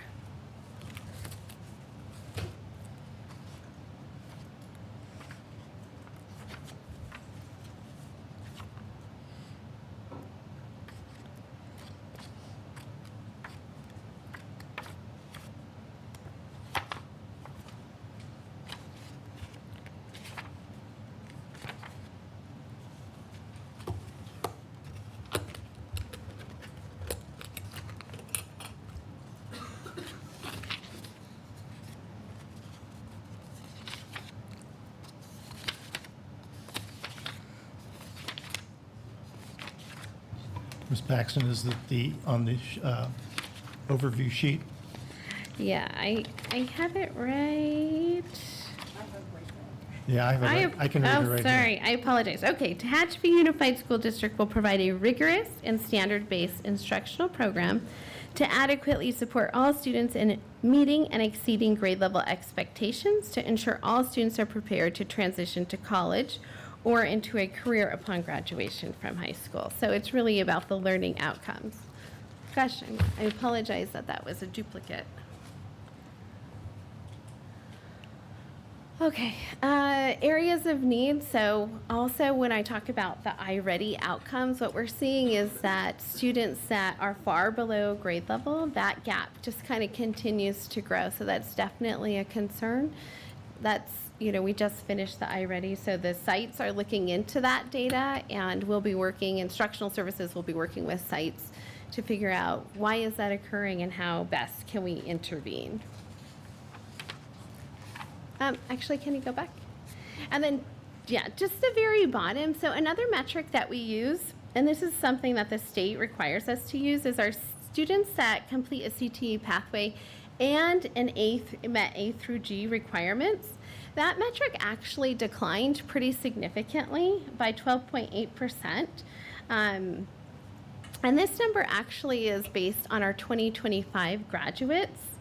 I think that's a really interesting metric because our CTE completers increase and our A through G, students who met A through G requirements also increase. So it's interesting because those two metrics on their own, we saw growth, but we don't see students that are completing both of those increasing.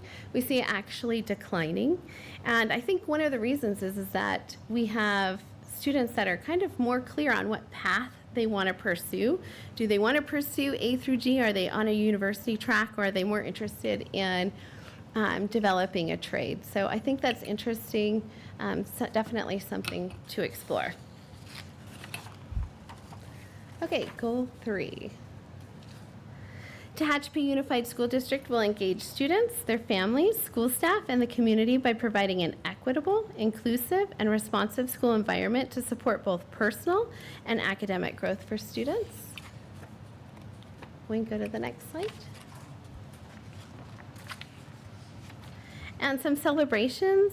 We have continually maintained a low suspension and expulsion rate within TUSD.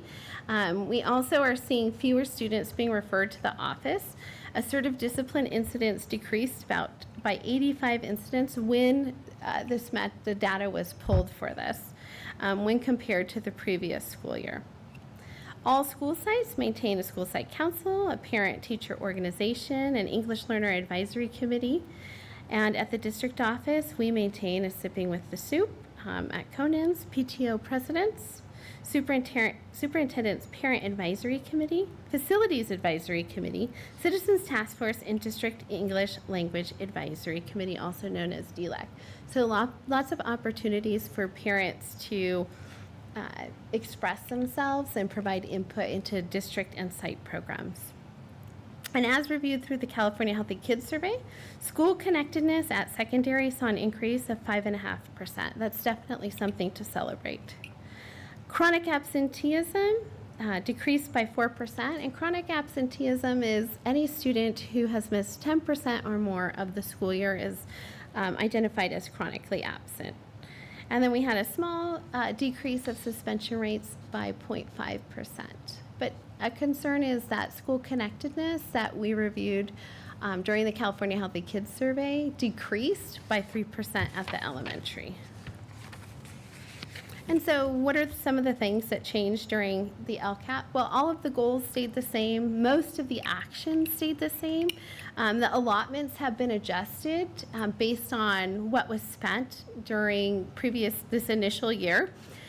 Budget constraints, and then the cost of staffing, because the longer our staff stay with TUSD, the more expensive they become, so we have to adjust those numbers. We did remove a couple of actions. So previously we had an SAT prep course. We removed that. We do offer SAT testing. That is something new that we started this year. That was because parents were asking for it. That doesn't cost us anything, but the SAT prep course, students really just were not interested in participating in that. So we're not going to continue that forward. We also had a student connectedness action where we would give students, as they entered school in TK and 6th grade and 9th grade, a school shirt. And we're just not going to continue doing that. That money is just not there. And then elementary clubs, we had the elementary enrichment clubs, but that's now part of the ELOP plan. So that's been removed from the LCAP. Okay, so total revenue projected for TUSD is about $60.5 million. About $49 million of that is LCFF dollars. Other state funds, such as Prop 28 for arts and music and expanded learning opportunity programs, funds about $4.5 million. Federal funding totals slightly over $2 million and is comprised mostly of our restricted funding streams, such as Title I, Title II, Title III, and Title IV. And local funding totaling around about $4.5 million is generated through the money TUSD receives for special education, leases through our agreement with Saracoso, and any other funds that we receive. Supplemental dollars are the portion of our LCFF funds that are focused on serving socioeconomically disadvantaged students, and that's a little over $4 million. And then I just have a graph here that shows our total expenditures, which I'm sure Mr. Entazari is going to go over in his presentation, and then our LCAP expenditures. We have about just under 22 million that's not included in the LCAP, and that money goes to staff that's not included in the LCAP, supplies, utilities, maintenance supplies, special education, and also our insurance. And that concludes the overview for the LCAP. So I don't know if you have any questions for me.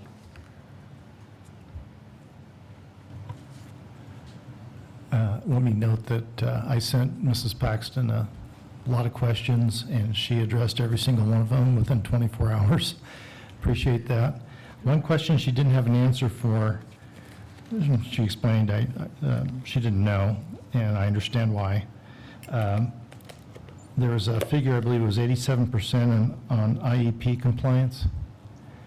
And how was that figured out? Yeah, that's an internal metric, and so the special education department supplies that number. I'm not involved in generating that number myself. Right, but So, yes. is Mr. Mock here? I can't see. Mr. Mock, how was that figure figured out? IEP compliance. Yeah, so that's a very good question. We have what's called Cyrus, is a system that we use for data management, and that actually gives us the number. It's calculated through that program, and at the bottom, when you first log in, it shows everyone in the district exactly what the compliance numbers are. And so it's 87% right now. It's gone up tremendously since, the beginning of the year. Beginning of the year was like 72, so it's steadily going up. So how does that work? I mean, compliance is, it takes what we've done as far as the IEP meetings and what is in the works as far as scheduled, and what that we followed the timelines. So it goes with annuals, triennials, initials. If they're scheduled and we don't have them on time, then it deducts that from that percentage. So it's saying 87 out of 100 IEPs were conducted on time in a timely manner. And we do have some evidence of why it wasn't done. It's a matter of figuring out, like, was it because we couldn't get a hold of the parent? The parent is canceled. Did we start a meeting and for whatever reason it wasn't, signed off on? but the topic was compliance, not timeliness. Yeah, but it all combines into that compliance number is what I'm saying. Okay. Compliance is all those numbers put together. So whether we had them on time, whether it was closed on time, so that all takes into consideration when you talk about that compliance number. So Cyrus gives us that number. I don't have to even compute it. It's very actually easy. As I know, in the old days, so to speak, CD would come in and check our compliance, and they just pulled a random number of We do have that. IEPs. Yeah, that still goes on. However, they give us a name of 54 individuals, which they did last month, and we have to go through each one of them and look at our compliance.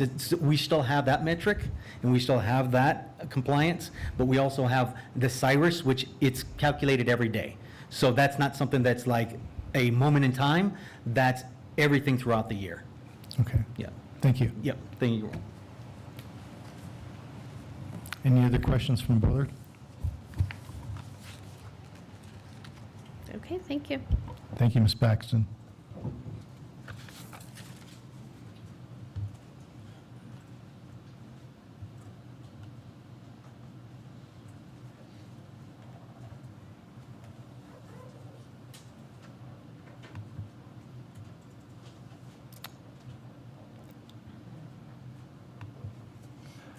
So, Mr. Antazari, is your part of this now, or is it when business comes up? Okay. Item 2, information item, acknowledge receipt of initial proposal from the California School Employees Association, CSEA, Chapter 466, to the Tehachapi Unified School District for reopener negotiations. This notice is being provided pursuant to Government Code Section 3547. Mr. Lynch. Good evening again, everybody. On May 22nd, I received an email from our CSEA Chapter 466 in that email was the initial proposal from CSEA, California School Employees Association, and its Tehachapi Chapter number 466 to the Tehachapi Unified School District containing the 2025-2026 reopener agreement negotiations. Pursuant to the public notice requirements set forth in Government Code Section 3547 and the Brown Act, the California School Employees Association and its Tehachapi Chapter number 466, CSEA respectively submit our initial proposal to the Tehachapi Unified School District Board of Trustees for the 25-26 academic year. CSEA looks forward to reaching a fair and equitable agreement in a timely manner. CSEA reserves the right to withdraw or amend this proposal or open additional articles during these successor agreement negotiations, subject to the appropriate notice requirements under the law and CSEA policies. Article 2, definitions. CSEA proposes to add language to the definition of immediate family. Article 4, salary. CSEA proposes a fair and equitable increase to the classified salary schedule effective July 1st, 2025. CSEA proposes adding an additional salary to the classified salary schedule, and CSEA proposes reallocating a few classifications on the classified salary schedule. Article 5, health and welfare. CSEA proposes an increase in the district's monthly maximum contribution for eligible classified employees. Article 8, leave policies. CSEA proposes to add language related to extended sick leave for FMLA leave for chronic illness.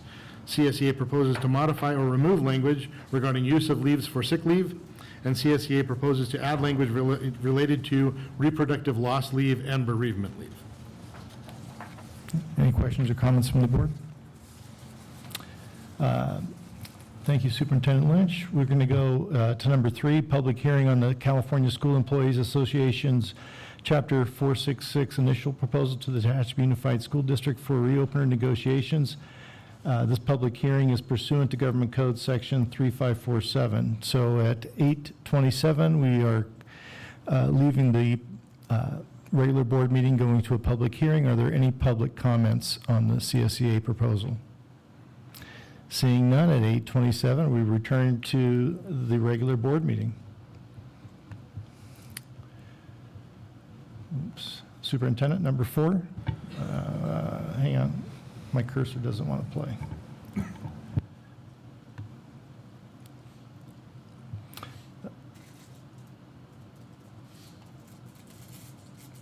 Number 6, appointment of labor negotiators. The board. We need to do number 4. Oh, okay. That's what I thought. 4 is our proposal next to that. Okay. Approval of the initial proposal from Tehachapi Unified School District to the California School Employees Association as Chapter 466 for the 2025-2026 reopener negotiations. This notice is being provided pursuant to Government Code Section 3547. Superintendent Lynch. Thank you, everyone. On May 29th, I generated a memo regarding negotiations with California School Employees Association. It's addressed to the Board of Trustees from myself. Initial proposal for reopener negotiations with California School Employees Associations and their Tehachapi Chapter number 466 for the 2025-2026 school year. The following is the Tehachapi Unified School District's initial proposal for reopener negotiations with the California School Employees Association and their Tehachapi Chapter number 466 Association for the 2025/2026 school year. Article 4, salary, and Article 5, health and welfare benefits. The district is interested in working with CSEA and its Tehachapi Chapter number 466 to negotiate fair and equitable adjustments to the association's salary schedule and health and welfare benefits consistent with the district's ability to pay for those benefits now and in the future. The district is interested in transparent and forthright conversations about the reality of state and local economies, federal legislation, and its impact and current trends in district enrollment in ADA. Article 6, hours of employment. The district is interested in working with CSEA and its Tehachapi Chapter number 466 to negotiate updates to language regarding paragraphs D, K, N, and possibly others to provide improved clarity. Under Article 11, promotion policy. The district is interested in working with CSEA and its Tehachapi Chapter number 466 to negotiate updates to language regarding paragraph F and possibly others to provide improved clarity. The district reserves the right to amend or modify this proposal during the course of negotiations and exercise its right to open additional articles if necessary during the terms of the current agreement and as authorized by law. We look forward to continuing our strong partnership with the association and to a productive and collaborative bargaining process. Any questions or comments from the board?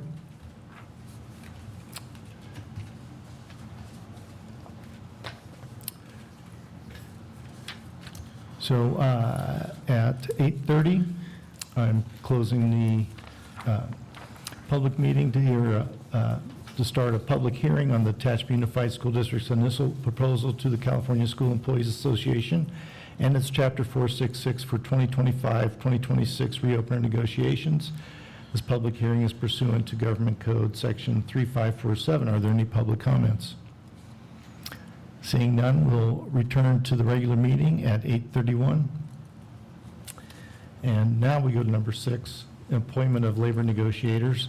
The board will consider and possibly take action to appoint one or more labor negotiators to represent the board during the 2025-2026 negotiations with the California School Employees Association and its Chapter 466. The board will identify in open session any representatives designated. Proposed negotiators: Superintendent Brian Bell, Hojat Intezari, Chief Administrator of Business Services, and Candace Bedoyan, DWK Legal Counsel. Any questions or comments from the board?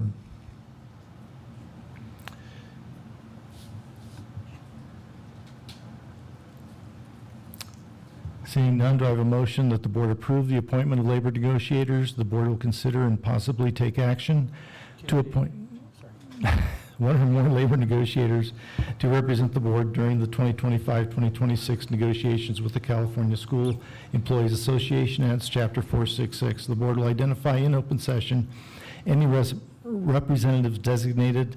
Proposed negotiators are Superintendent Brian Bell, Hojat Intezari, Chief Administrator of Business Services, and Candace Bedoyan, DWK Legal Counsel, as presented. Kelly, I make the motion for the proposed negotiators. I'll second. There's a motion by Vice President Kelly and seconded by Clerk Wood that the board approve the appointment of labor negotiators that have been previously mentioned. All in favor, say aye. Aye. Any opposed? Motion carries 7-0. President Kaminsky, could we please revisit item number 4? It was actually an action item requiring a vote for approval of Okay. TUSD's reopener. Okay, it was recommended the board approve the initial proposal from Tehachapi Unified School District to the California School Employees Association and its Chapter 466 for 2025-2026 reopening negotiations as presented. Is there a motion? Kelly, I make the motion. Second. It was motioned by Vice President Kelly, seconded by Trustee Cooper. The board approved the initial proposal from Tehachapi Unified School District to the California School Employees Association and its Chapter 466 for 2025-2026 reopener negotiations as presented. All in favor? Say aye. Aye. Any opposed? Motion carries 7-0. Thank you, Ms. Barnes.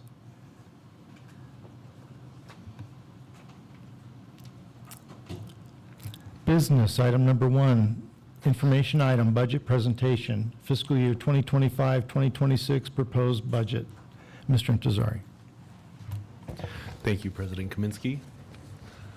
So excited to share this information item. The formal approval of our budget would happen at the June 24th meeting. So the purpose of this presentation is to summarize the proposal of the 25-26 budget, as well as visit the estimated actuals for this fiscal year at the same time. So next slide, please. So we're going to cover, just as always, just the fiscal outlook, because the state of the California economy directly impacts us. Overview of the LCFF, overview of revenues and expenditures, talk about multi-year projections, as well as ending fund balances and reserves. Next slide, please. So to start with the state economic outlook, the governor proposes specifically for Prop 98, which is the legislation that determines how much education funding is going to be for that year in the state budget, $114.6 billion, which is a $2.9 billion increase from the previous fiscal year, but it's actually demonstrating a $4.6 billion decrease over the next 3 years compared to what was presented in the governor's budget in January. So what does this mean for us? Not good. it doesn't look good, right? Because the changes that happened between January and now, June, primarily can be summed up in the reduction in the COLA.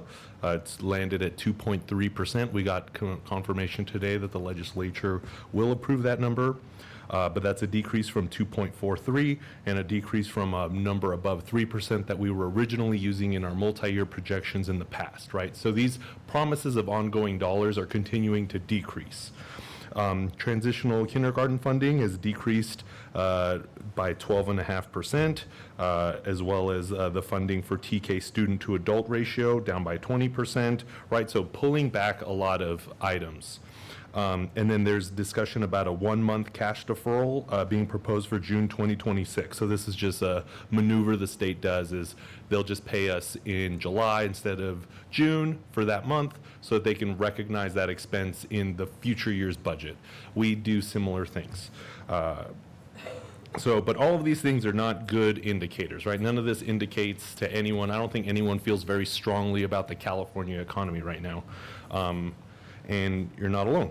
So agencies that guide school districts are recommending strong reserves due to state and federal uncertainties. And for the first time, I've actually seen a recommended reserve level of 17%, or recommending about 2 months of operating expenditures in your available reserves, which would be about $12 million for us.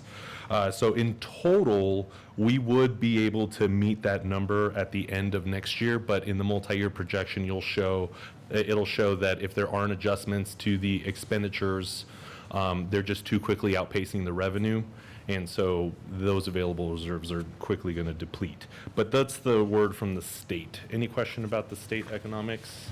I just have just to make sure it's firm in my mind.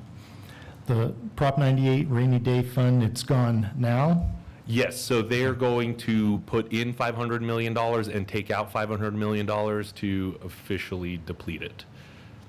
Yes, so that was what was causing the requirement to not have much in reserves, because the state had a lot in reserves, and so districts were kind of pushed into spending the money or committing to spend the money, which we did. But yes, you read that correctly. Prop 98 rainy day fund has been depleted. All right, so next slide. So revenues. So if you'd like, you can follow along in the presentation, or if you want to follow along in the actual financial statements, we would just be starting at page 2 of the document, which is just the next page after the cover sheet. Next slide, please. It would be titled Budget July 1, General Fund, Unrestricted and Restricted, and it would say Form 01 at the top. What you'll see is, no surprise to anybody here, is that about $49 million of the total $62 million in revenue we're expecting comes from local control funding formula. So we do have some state and local revenue. We also have on the restricted side, federal and state grants and entitlements that make up $9.8 million, coming up with our total revenues of $62.2 million. Next slide, please. So here's a breakdown of those revenues. So if you're on page 3 of the document, you'll just see this just lines out more in detail what those revenues that make up the $52.363 million in unrestricted revenues are made up of. But you'll see 49 of the LCFF. And we just continue to have other sources that trickle in, right? So like interest, that's helpful. It seems like pretty crazy, right? That we can earn $600,000 in interest. But when you have strong reserves, that's kind of what happens. But the objective isn't necessarily to hold on to all of our reserves. It's more to be able to have our expenses match our revenue.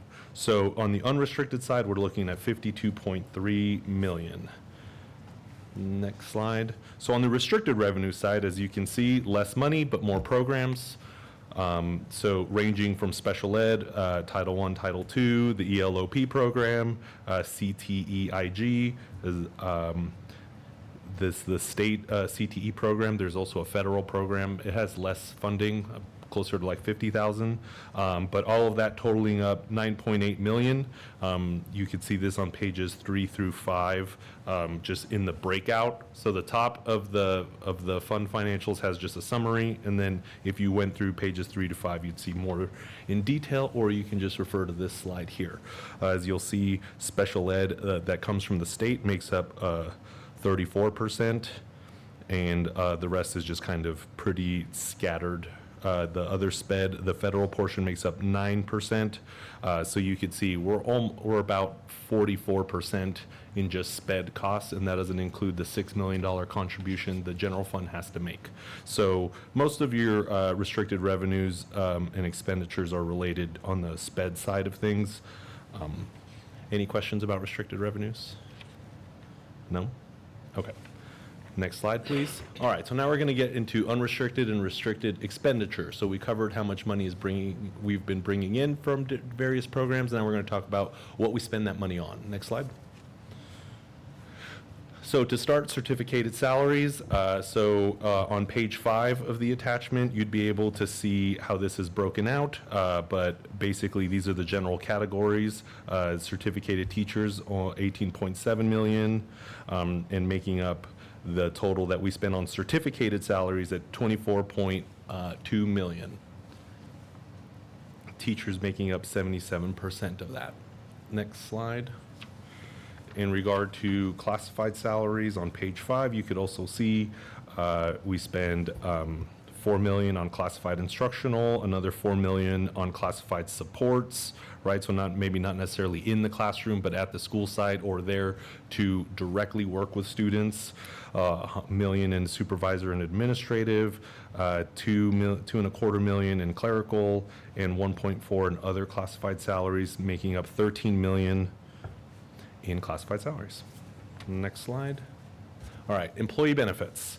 The reason a lot of people are here. So you could see here that we have the state teachers retirement system, 5.2 million, the public employee pension for classified, 3.46 million, OSDI, or better known as Social Security, and Medicare making up 1.4, health and welfare, right, so medical, dental, vision, life insurance, 5.3 million, making up, we have about 640,000, the OPEB, and the other, which is related to the retirement incentives that we offer employees, making up 16.6 million.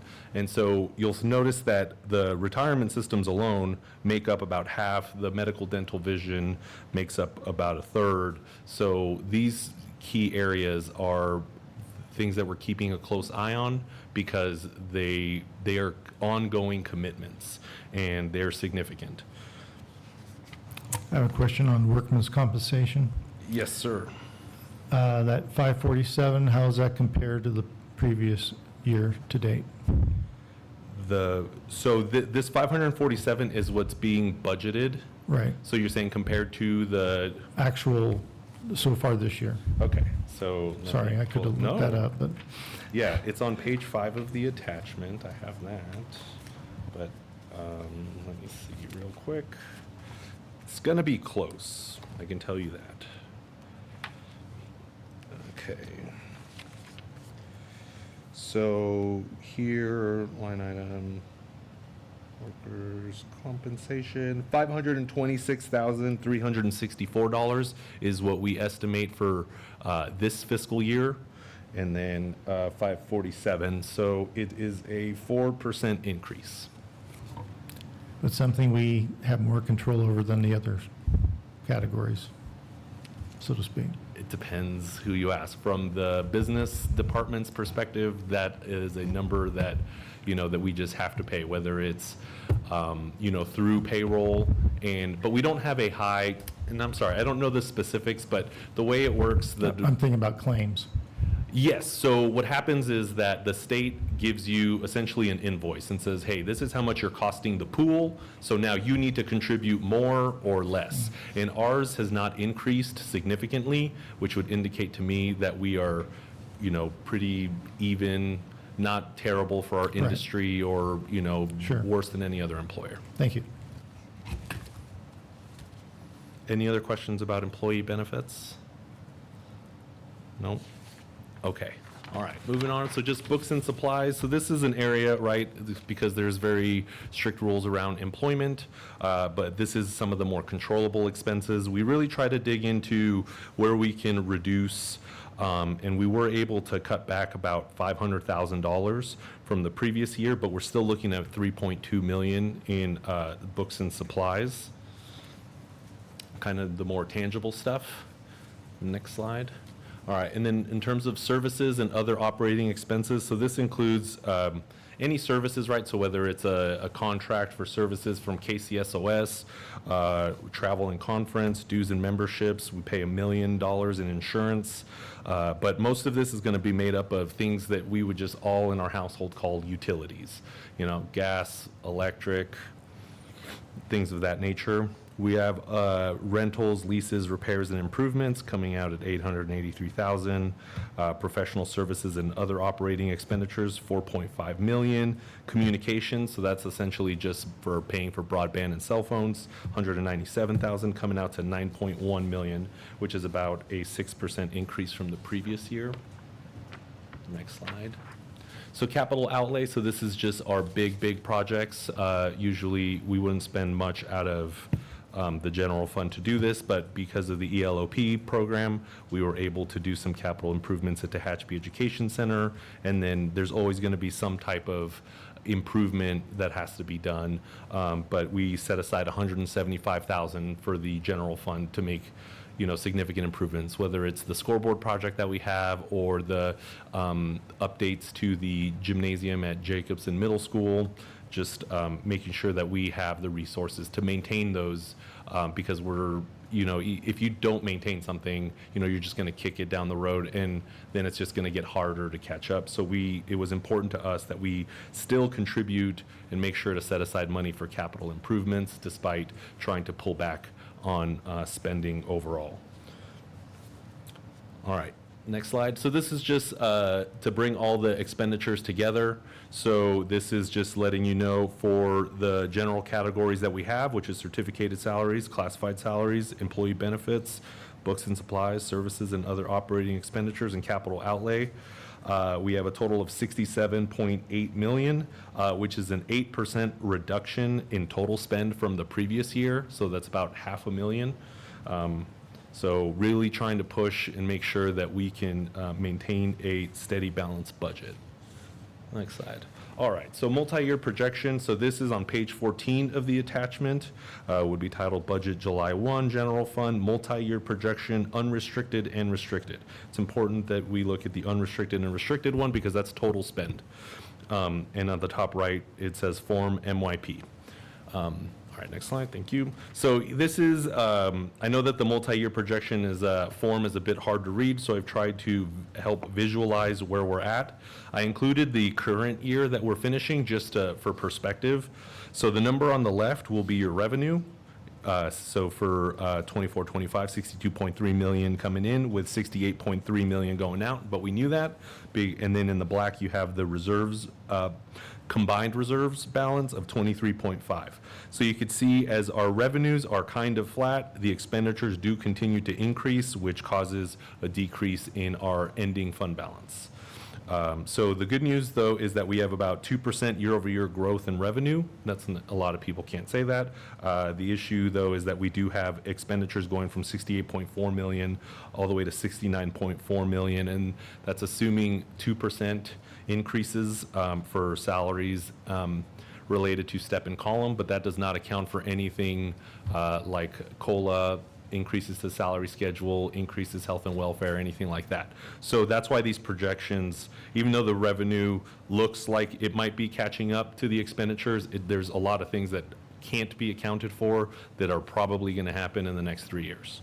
Some type of change, probably. So as you'll see, the ending fund balance, the concern is that you see it go from $23.5 million in 24-25 to $9.1 million in 27-28. So, and that is just assuming that we continue on the path we're on. I know we've talked about needing to make adjustments, but this is just more for anyone that's listening. Any questions about this multi-year projection screen? No? Okay. So the other screen, this is also just a visualization of the multi-year projection. more so to point out the impact on the ending fund balance, right? Going from 23.5 million all the way to 9 million, that downward trend does need some support to help stabilize. Otherwise, we face not being liquid. Fortunately, though, we'll still be recommending a positive certification because we have strong reserves and we are able to meet our obligations for the 3 years that we're projecting out. We do not meet the board's requirement of 9%, but we do meet the state's requirement of 3%. We more than double it, in the next 2 years. So we do demonstrate strong fiscal resilience. It's just the projection that we need to address. So definitely happy to recommend a positive certification. Any questions about this slide? You might hate me for this, but could you share with the board what we've discussed about the county office's opinion? I want the board Do you want to hint a little more? I just want the board to know what I know, and I think it's fair to them. Okay. They'd be told as well. Okay. Because I can't tell the board. Okay, sure. If this is what I think it is, if I'm wrong, please let me know. So we did, during the last budget certification, we did receive a call from the county because of the trend that we have in our ending fund balance is that this is, it looks like a plane crashing, right? Like no one looks at this and thinks, oh, they're fine, even though we're recommending positive certification. We did tell them that everyone has been made aware. We've been very clear to the board and the public that our spending leading up to this time has been aggressive, right? We've been pushing forward. You're not supposed to spend one-time money on salaries. Well, we had a lot of one-time money. We spent it a lot on salaries. We were projecting higher COLAs to hopefully make room for bringing some of that stuff onto the unrestricted side. We did for a lot of it, but the county was still concerned, and I had to spend about half an hour convincing them, yes, we have shared with our board and the public that this is not sustainable. Is that perfect? Gotcha. So I have a follow-up question to that. So maybe you're getting there, but what's the plan? If we know this is not sustainable, what's the plan? Okay, so in this regard, I view myself as like the scorekeeper. Like I'm not the coach, I'm not the player. Here we're quantifying. I think the plan is to address Mr. Bell when we did meet him, he was made aware that this was the situation, that we did have deficit spending projected out, and so that we were going to need to make some choices. It's not easy, right? Like people don't like hearing decisions made at schools based on budget, but we do have hard conversations to have prioritization. We can't just we went through a phase of adding things without evaluating what has been working, what needs to be changed, removed. So in terms of specific planning, I do not have that. That's something I think for the new superintendent. I mean, he's going to be made aware July 1 that this is something that we need to talk about. The reason the comment from the county was so important is because if you don't have a positive certification, if you have a qualified certification, which means we're good right now, but year 3 does not look so good, then you are formally required to have a board-approved plan to bring them. And if we do not come up with a board-approved plan by the following budget cycle, the county will appoint one of their analysts to come make a plan for us. So as far as what I have control over, the plan is to present the new superintendent with our position control, which has the information of these are the positions, these are what they pay, this is what the benefits cost, this is what site they're at, and to be able to make a decision as to what are we going to do, right? It's not necessarily just adding and taking away. There might be adjustments. I've never been through this kind of phase. I started becoming a CBO during COVID. So when you get like 18 million in federal funds, you feel like you're really good at this. But this is a real challenge that I know that we're going to expect. We've talked to I mean, just now, earlier today, Ms. Bowman approached me, and she just was kind of talking a little bit about where they're at, but that they want to work with us. We've established all the bargaining groups are well aware that the writing is on the wall. The things are going to be tough, but we have not individually come up with any plans. I think that's the obligation of the new superintendent, which is a bit unfair, but it's part of the job, but also working with our bargaining groups. So we do not have a formal plan to address the deficit spending, but if you would like to set a timeline on when you would like a formal plan, happy to do so. We've been pushing the conversation, but it's just really hard because you're talking about a lot of people. There's only so much in supplies and services that we can really adjust. Okay, so up to this point, you're saying that there's been no conversations internally of, hey, department heads, hey, site principals, we need to be looking and be thinking and being aware of things to cut. You're just waiting for the superintendent, is what you're saying? No, certainly not. So we have had meetings. We met with Mr. Lynch when he started in January, just identifying positions that either are vacant or are not effective. It's just sharing an opinion, right? But I'm not an educator. I don't have any instructional background. I was never a site administrator. I see numbers on a screen, and I know that's not everything, but we do have conversations about, okay, these might be things that can go, these might be things that need to stay, or we have kind of argument about, well, you can't just take that away. But we're looking at deficits in the multi-millions, and so that is going to require some tough conversations and really consideration for the kind of overall structure and how our employees, how our positions work.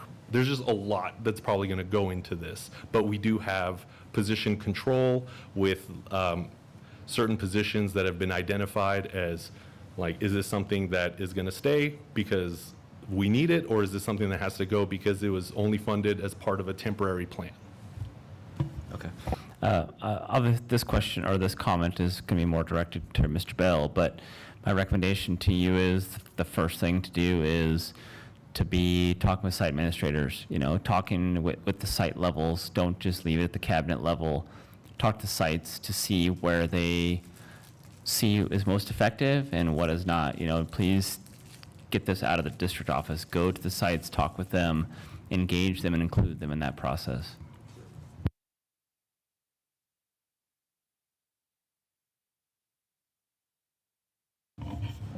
No?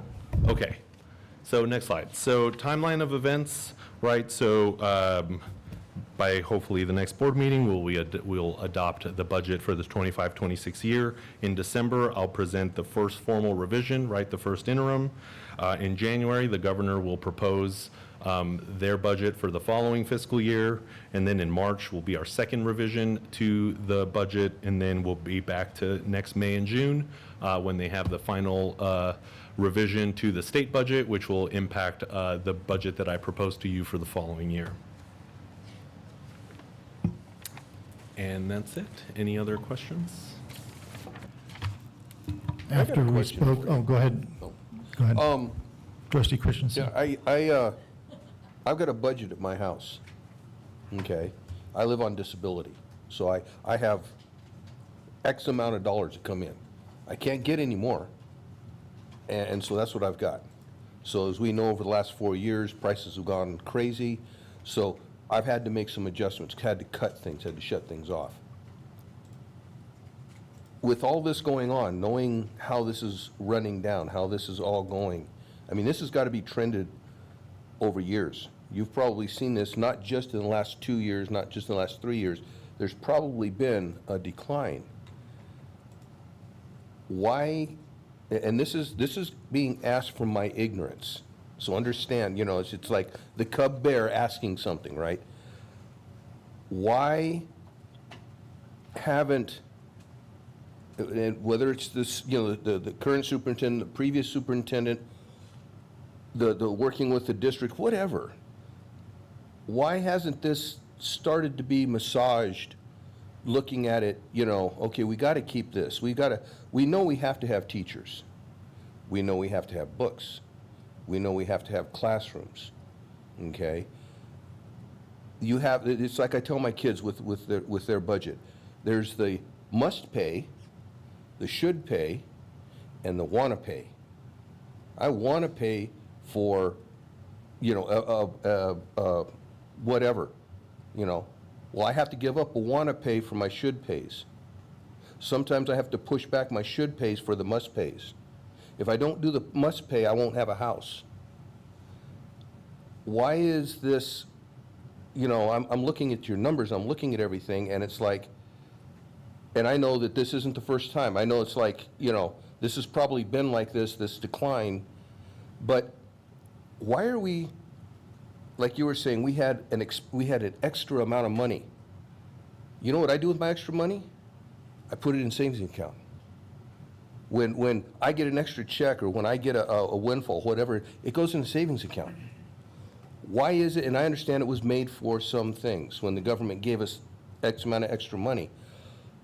Why wasn't some of that put back, 10%, 15, 20, 30% of it, put away so that when you fall upon hard times, you have money to back up what you already have in play so that the cuts don't have to be so deep, is my question. Why are we, all of a sudden, it's like, oh, we're going to have to start, you know, we're going to have to do something instead of, well, we've already planned for this. We have this money sitting here. We can keep things going. That's what I don't understand, how we could let it get to this point where it's like craziness. Yeah, totally understand. As an accountant, right, like inherently just very conservative, whether it's money or estimates, I totally understand.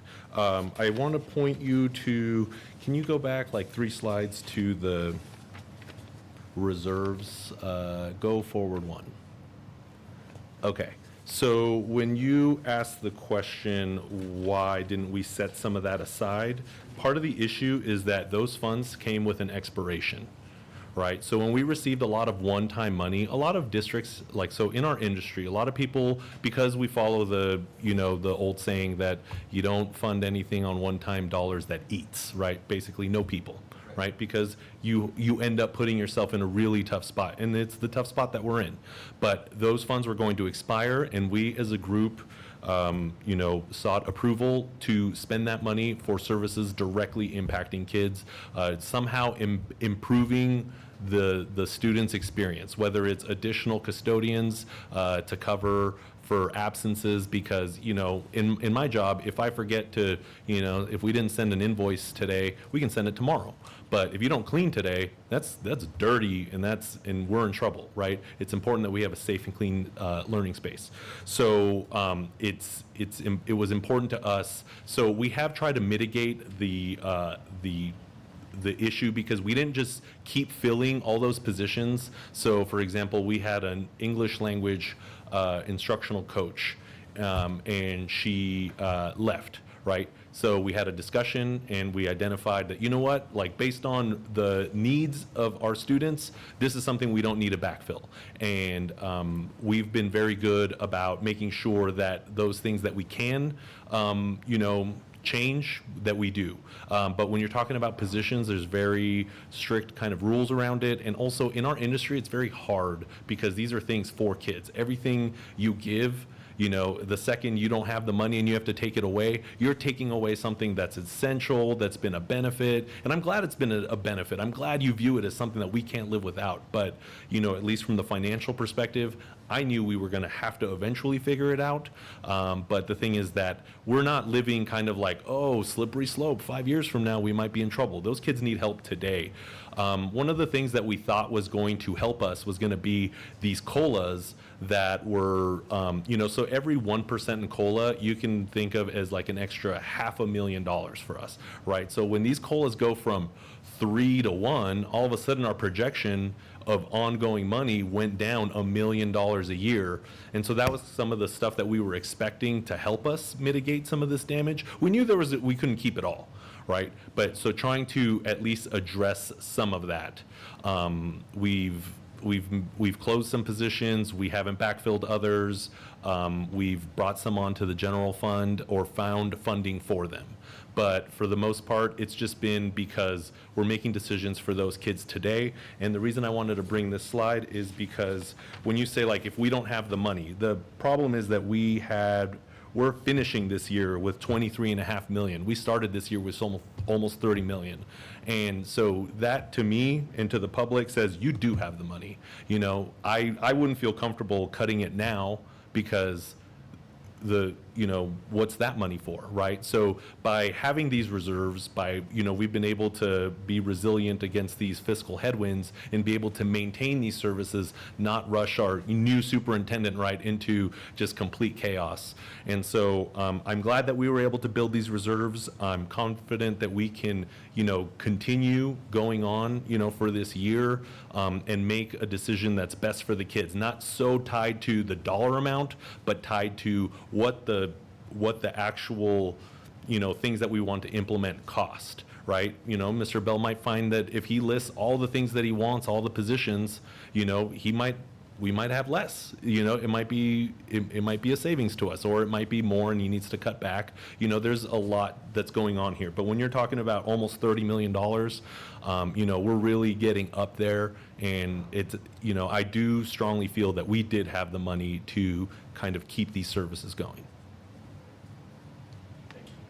No problem.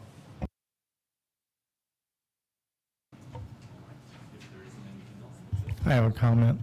I think I touched on this with Mrs. Paxton in our emails, but I don't remember, but your presentations reminded me. In fact, I did talk to Mrs. Paxton. Looking at the LCAP, it looks like we've had so many programs to help kids academically. But if they're not there to be helped, we're helping some, but not enough.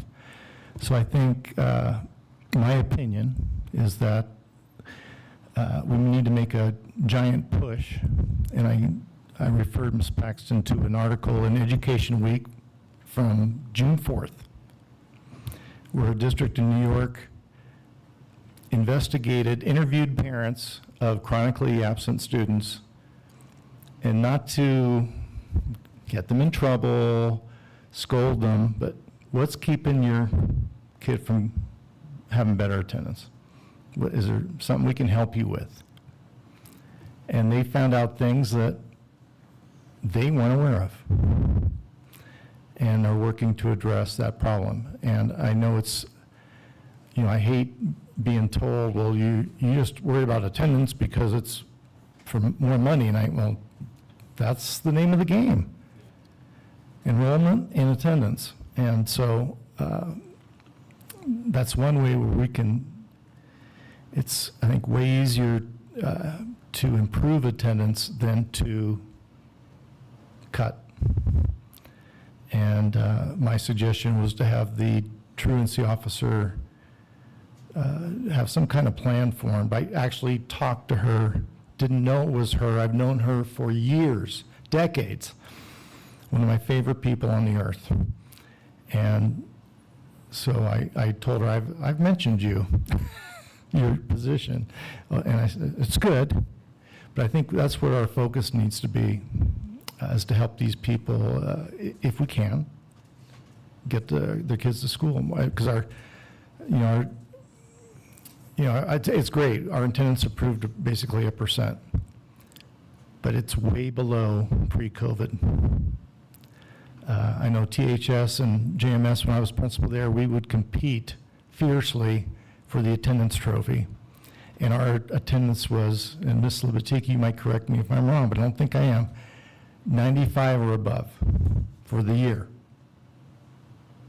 Yeah. And you see what it is now. And so we got some work to do. If we could get back to those levels, we'd be fine, I think. I do think that you're sharing a sentiment that is shared with all school districts in California returning from COVID. We've seen a lot of them go from expecting 95 down to now 93. And so, I mean, I agree with you, not just like ADA wise, but, you know, students are not going to succeed less by going to school more. And so certainly anything we can do, I think the state budget also aligns with that. There is attendance recovery, but I think that's primarily, I mean, as much as it is for the student to give them more work, the attendance recovery portion of the budget, just the opportunity to recollect more money, I think that's more funding focused, but it is something that's shared in our industry, that we are getting kids come to school less frequently. In the past, we've offered incentives, prizes, the attendance trophy, got administrators, competitive administrators like myself and Mr. Heitman at the time motivated, but we need to help people with their problems. I can't describe the problem we talked about with one of our closed session items tonight, but there was a problem, and I believe Dr. Porter helped the student, and we need to do more of that. I have a comment on that. I think there's a misnomer that poor attendance is always associated with poor grades. I actually believe as a parent that the schools have, especially at the high school level, have gone so much to online and computer-based learning that missing a day of school doesn't impact a student. They don't miss as much. They can go online, their friend can tell them what they did, they go online, they do the work, and they're done. I'm speaking exactly from my students. My daughters especially, they're impeccable students. They have fantastic grades. To be very blunt and honest, when they have days they're just watching movies and doing nothing, if they want to get checked out, I check them out. Flat out. I'll be as honest as the day is long right now. I will take them out. I totally agree with that. They have good grades. My boys, not so much. Get your butt in school. I don't think so. So, if we're really going to knock attendance as our problem, I think we need to do a lot of digging. It's a lot of work. I'm not making this request. I'm saying that if you dove deep into kids who have chronic Fs, it's not their attendance. It's their poor motivation, their lack of parenting, their lack of desire, their lack of motivation. These kids that have straight A's and their teacher's like, watch a movie and write our thing. They're like, see ya. I'll do it later. I could do it later. I could do it at home. I got other things to do. So I think computer-based learning has changed the way kids, my oldest daughter, she's almost 23 now, and she wouldn't miss school because there was, at her, that 4-year difference, it was different. It was different for her age level, where if they weren't in school, there was so much that was lecture-based, paper-based work in class that she would be tremendously behind. So she was highly committed to not missing that. As my other daughters grew, everything is computer-based. And I think this is something we really need to look at, is really diving deep into how we're educating our students. Screens are a problem. I watch it as a parent, and attendance can be my daughter, I checked her out today, they're doing nothing, doing absolutely nothing. She has good grades. Why would I make her sit there and do nothing at school? Especially PE. What do you do today? Sit in the bleachers. Doing what? Not just today. This week's rough because it's minimum days, but all the time. We're just sitting in the bleachers today. Doing what? Nothing. So when you have kids who are like, I could go home and work out or do other things or practice this or do this, as a parent, I'm not going to make my kids sit there and do nothing. So attendance records are not accurate to poor grades. So back to paper everybody goes. Is that what I'm hearing? Well, if it needs to be looked at, that's something I'll be tasking the superintendent with, is to really dive into how much screen time, how much are we relying on videos, and type something on Canvas. Videos, type something on Canvas. It's nonstop. It's nonstop, and these kids aren't learning like they used to. And I've said it before, and I'll say it again. This is a very small crowd, so I'll speak to no one.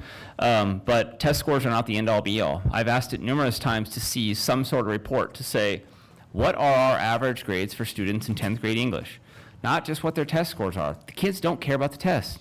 State test means nothing to them. I know we've had to incentivize them, maybe they can win an iPod or whatever. That's fine. That's a small, select few group of kids. Most of them go, is this going to impact me for college? No. Is this going to impact my grades? No. Okay, whatever. I don't got time for this. So we look at bad test scores. That shouldn't be held accountable to the teachers. It's not their fault. But if every kid's averaging 82.3 in math, hey, we should look at that, and that's a good thing. They're not. Let's be real. But so to me, It's a more of a comprehensive look at how we're educating, not just test scores. Test scores are not the litmus test for what's actually going on in the schools. Any other comments? Yeah, I got one thing. I was thinking about what he said about computers. Go ahead, Trustee Christensen. Thank you, Trustee Napier, for sharing. Any corporation I've worked for, back to the mid-'80s, could log the time when I was at work, when I was on my computer. What if the district, I don't care about the state, I don't care about the country, what if our district, because see, what I see is butts in the seat, money in the bank, right? That's the basic of what we're talking about. I get a kid's butt in the seat, then I get money in my bank for every day that they're there. Just like Napier was saying, ask his daughter, what'd you do today? Sat in the stands. But what did you do? I sat there. The school is encouraging them to come to school, even though they are smarter than a whip. They got straight A's, right? And they're sitting there. They're not learning anything, okay? If it was set up so, yeah, they don't have to come to school, okay? They're already ahead. They just want to pick up on whatever it's doing, whatever. They could do it on their computer, logged in, and somehow the district could count that, get the state in on it, to count that child when they're logged in and they're learning, they're doing the work, right? To log that as being in class. Now, I understand, I'm very good at cheating. When I was a kid, trust me, okay? It's one of the ways I got through my English class. I cheated, I'll admit it. But, yeah, that's a way to cheat. But yet at the same time, if the child gets in and his daughter goes into the computer and does in about half an hour what she would do at school for that whole hour while she's in class, now she's a half an hour ahead so she can practice her violin or her trumpet or volleyball or whatever, and she can exercise and then go back and maybe do a half an hour of math instead of the whole hour at school. The schools still get paid for that time. No, what I'm saying is if they could set it up to log that time.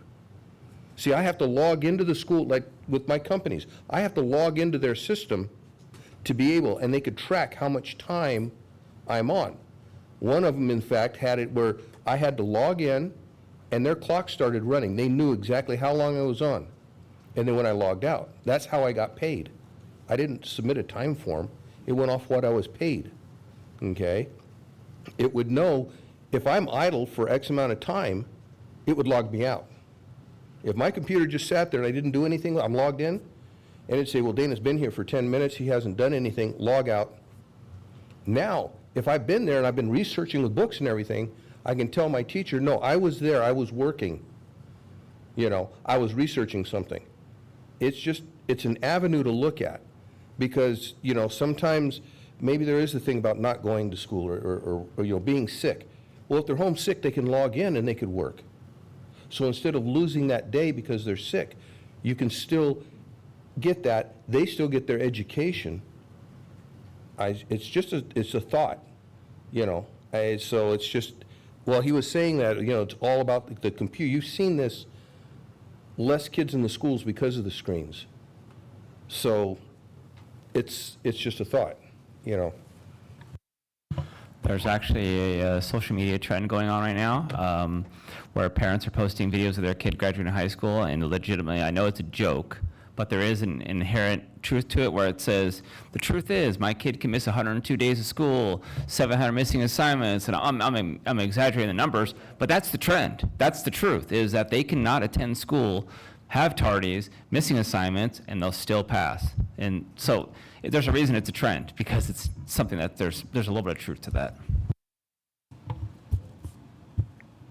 If there was a bill I could pay to solve these things, I would pay it in a second. No, thank you very much for the feedback. I appreciate it. Thank you, trustees, for the discussion. Are we ready to move on to the next item? Number 2, approval of the agreement between Enterprise Fleet Management and Tehachapi Unified School District. Mr. Intrazari. Thank you, President Kaminsky. The district is seeking approval for the lease of 9 replacement passenger vans through Enterprise Fleet Management to support student transportation for special education and other uses, primarily trips. These would be 2024 Ford Transit 350 passenger vans. The vehicles being replaced, the 9 vans, are from 2019 and are high mileage. And are due for a replacement. The total monthly lease payment for each van is $1,609. The annual cost for these 9 vans would be $173,772, but be a net cost of $59,509 due to the home to school transportation reimbursement program implemented by the state 3 years ago, and this will be fully covered by the budget allocated to the transportation department for leases. We seek your approval. Any questions or comments from the board? I have a couple. Go ahead, Trustee Napier. As far as the leases go, so were the previous vans leased also? Yes. So you're in the trade-in process of the enterprise program right now? Yes, Yep, so I can interject. We approved that my year as interim superintendent I just had to say yes. That was easy. It was done by Mr. Nazari's predecessor, Melissa Klopinski, who was CBO at the time, and offered this lease program with Enterprise. So it's been around 8 years. Yeah, no, I get it. I'm leading to a question here. So these are the return to the lease. The vehicles you're returning the 2019s, getting in 2024s. Have they given you what equity you're going to get on those vans?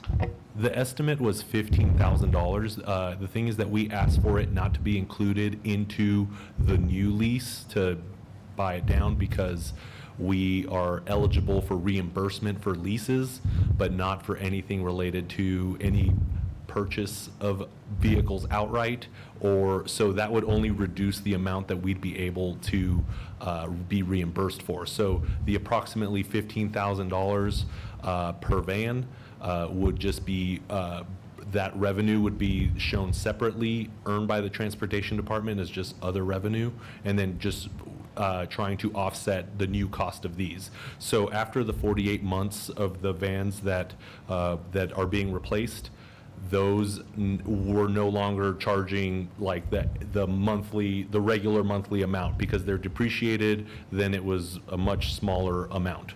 So now we are taking the expense much higher, but we also now have that reimbursement to offset the higher cost. We've talked about, in talking to the representative from Enterprise, we were talking about how TUSD is using this. I'm an accountant, right? My car has 250,000 miles on it and going strong. And so it's hard for me to wrap my head around like, oh, you want to maximize your equity in your van because every other 10,000 miles past 100 is 3% extra in fuel and stuff like that. So we're going to look into if we're maximizing the benefit. But yes, we are.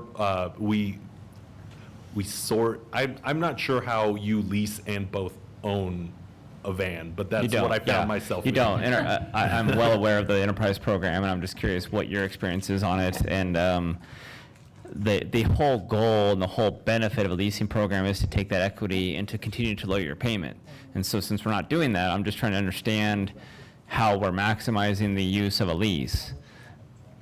So if you're taking that equity and doing what with that equity? Just putting it into a general fund or back in the fund or whatever? Back to the transportation department to offset the cost of the new leases. Okay. So which would cover, like, I was estimating over a year but less than 2 years. But I don't have the final amounts in terms of what we would get back from those vans. But the number that was provided to me was $15,000. Yeah, and that's an estimate. They're not going to give you that number until it's done. So just be aware. Be aware it's I appreciate that. Not necessarily going to be that, so. Any other questions or comments? I do. Mr. Christensen, Trustee Christensen. Mr. is my dad. I know. It's past my bedtime. The fleet management form that I'm looking at, is that just a cloud in the sky? Or is this the actual not the actual document, but this is the actual numbers that they're going to use? Yes, so there is a supplier in Indiana that has 9 of these available, and so we would be purchasing these from that individual. Okay. The very last line on there is $500 service charge due at lease termination. So we're going to have them for 4 years. We're going to drive them, put beautiful miles on them, whatever. They're going to be diamonds in the rough. And we turn them in. They're going to charge us another $4,500 to turn the vans in? I believe that's if we cancel the lease. Okay, that's at the term, Yeah. that's some between the 48 months terminating the contract. I believe so. I mean, I Okay. can look They into. they typically use that, that's their fee to sell the vehicle for you. Yeah, typically, I mean, maybe your contract's different, but that, I literally had a meeting with them today and with my work, and yeah, they walked us through that entire process, and they say it's anywhere from $500 to $1,000 per vehicle to transfer, to sell, kind of on your behalf. So it is a fee, and they're a car salesman, so take that for what it is. Yes. There's a term, dirty car salesman, there's a reason for it, so just be aware. I would certainly, we might consider for the other vehicles that we have through Enterprise, but for this particular case, because of the home to school reimbursement, and just being kind of new to this, wanting to make sure that we kind of balance and take advantage of the whole point of the lease. So our next meeting, when we cover maintenance vehicles and some other items, we do have it scheduled to kind of, for them to explain to me the lease. You know, I told them, like, I have my black belt in accounting, but I can barely understand what some of these things, I know what the words mean, but then you just throw amounts around and percentages, and like they don't totally make sense. And I just have a hard time understanding how driving a van well-maintained to 200,000 miles doesn't pencil out better for our school district. It doesn't. It doesn't. There's a reason why cities and government agencies are going away from this, because it doesn't.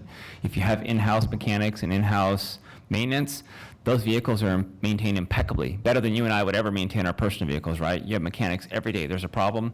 They're transporting children. They're going to maintain those so well that those things can last hundreds of thousands of miles, right? The old buses that you saw, man, those things lasted forever. We just had to get rid of them, right? Emissions and things like that. So I would implore you to scrutinize the heck out of them. The primary benefit where enterprise and leasing is good is when you don't have the capital outlay to say, I'm going to drop $400,000 on vans this year. And most places are like, ooh, man, I don't have that kind of money. But there is no long-term benefit. You're basically married into the program. So if you go 100% leased fleet, just think 5 years from now, 10 years from now, when all your fleet is leased, it's going to cost an absolute fortune to get out of that.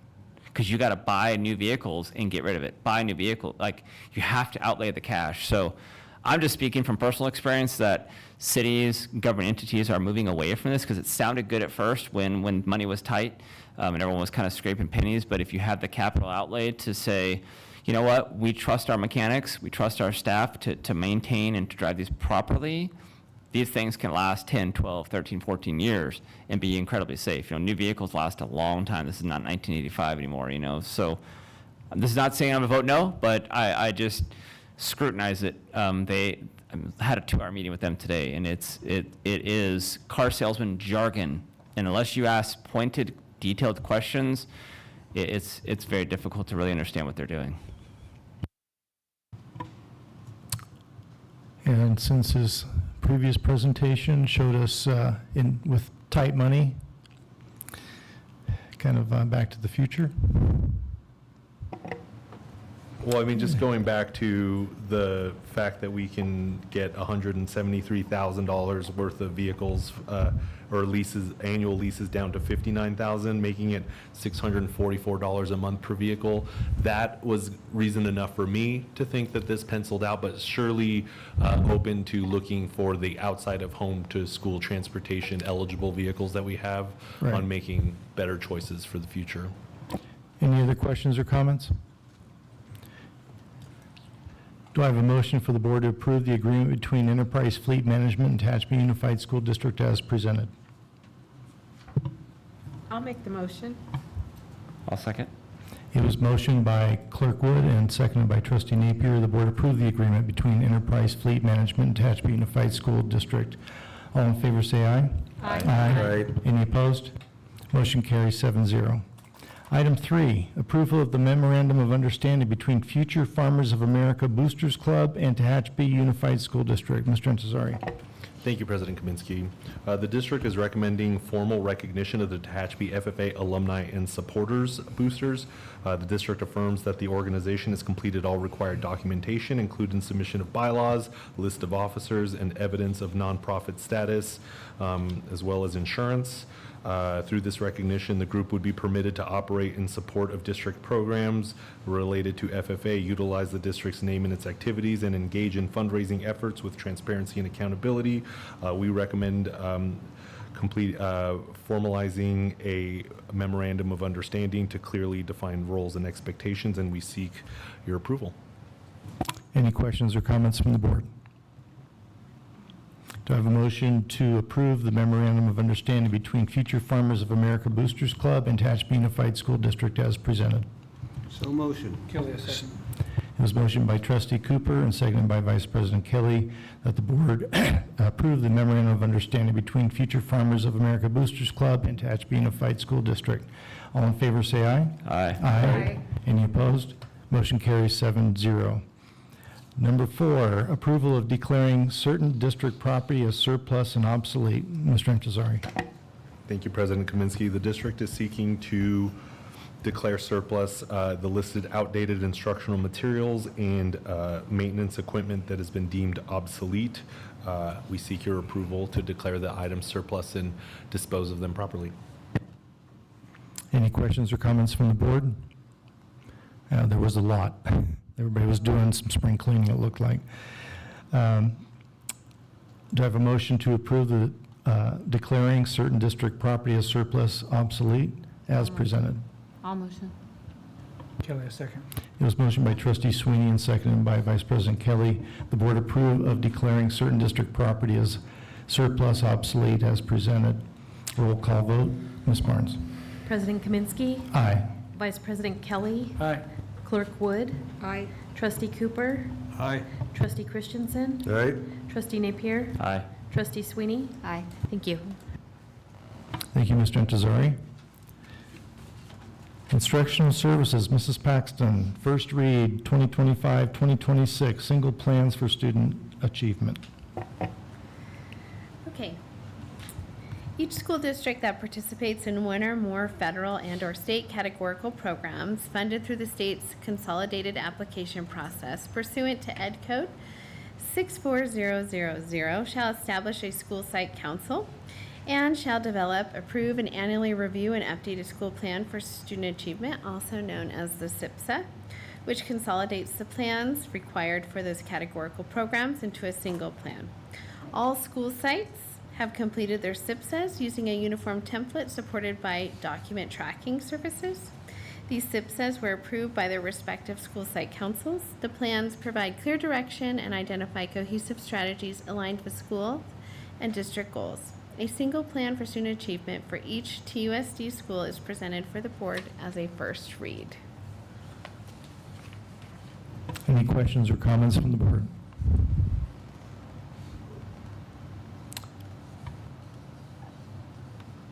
Seeing none, we'll go on to item number 2. First read Expanded Learning Opportunities Program, ELOP plan. The ELOP plan describes TUSD's expanded learning program activities that support the whole child as well as student social and emotional learning and development. The district is responsible for creating, reviewing, and updating the program plan every 3 years. The TUSD plan includes details related to enrichment schedules for our after-school programming, in addition to details about academic support and the inclusion of healthy choices and behaviors.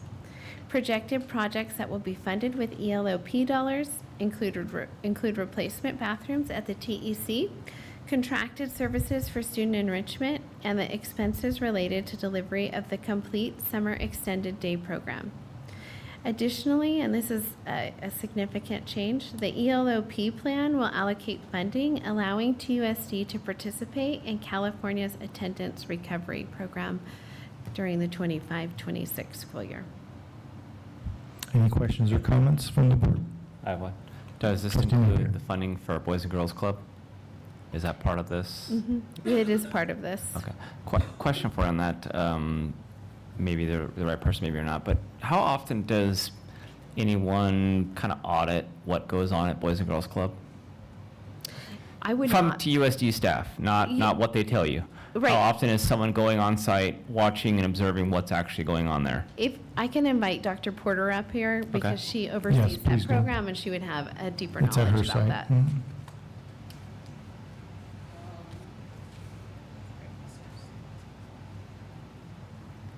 I mean, I go over there probably weekly. I don't know. I guess what I'm getting at is, I work on the site. what's that? I work there. No, I know, but how often is anyone from TUSD actually walking in, seeing what they're actually doing with their time with the kids? Probably weekly, What does that entail? just walking in and checking on them. I don't know what. Is Are the you- question confusing, or I'm just, I'm trying to figure out. Do you get any comments from parents, good or bad? Good. We do surveys and what have you. I guess, is there a concern? oh, for sure. Two of my boys attend there, and what we as a board were sold of what that program is not even close to that. It's video games, it's watching YouTube, it's watching laptops is kind of the trend on a daily basis. I had to actually go meet with the director there and say my boys are not allowed to play video games, they're not allowed to do YouTube, they're not allowed to be on the computer, they're there for activities or whatever. When I asked them specifically about homework help, they say, oh, well, we don't have access to Aries, we can't check Canvas, we're not allowed to do that, so we can't do that. Well, that's not what the board was sold. The board was sold that there's after-school assistance with tutoring, so it's 100% not what we were told. It's basically daycare, which is fine. My boys have fun there, and that's fine. But if we're going to call it education, extended learning opportunities, it's not that. So I would implore you to really dive into that with Boys and Girls Club to say, because I know there's a comment about, next year's going to be more of a STEM-based program or whatever. Well, I'd love to see what that really means and actually have someone, because we're paying them for this, right? This is not a free process. So if that's what it's going to be, if it's going to be sold as just kind of something for the kids to do as fun, that's fine. But if we're going to sell it as extended learning opportunities, it's not that. Okay. Are you specifically concerned about the homework piece? All of it. All of okay. it. Allowing kids to play video games is not extended learning. Okay. Allowing kids to sit and watch YouTube and do whatever they want on YouTube is not extended learning.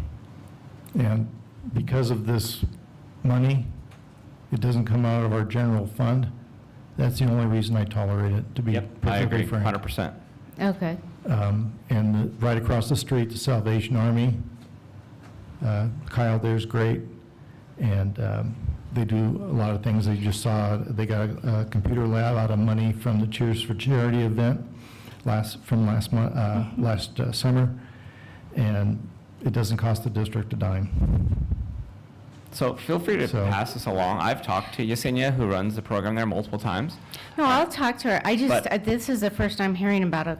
Well, I guess Complaint. then I would say to you, then you're not observing it, because my boys, long story short, when I didn't let them go one day, they got upset with me, and I'm like, that's kind of weird. Well, come to find out, they were bummed because they couldn't play video games with their friends. So I started digging into it, and like, yeah, they play video games every day. If they don't have homework, they can go on YouTube and stuff. It's like, well, should they be doing activities or like, doing something with them? So I'm with Paul. The second the funding for this changes to like a general fund or actually from education, the answer is going to be absolutely not, because they're not doing what they're saying they're going to be doing with us. You watch Boys and Girls Club commercials and, oh, boys are great. It is not that at all. At all. Okay. Definitely something I'll look into. Thank you. Mm-hmm. Thank you, Dr. Porter.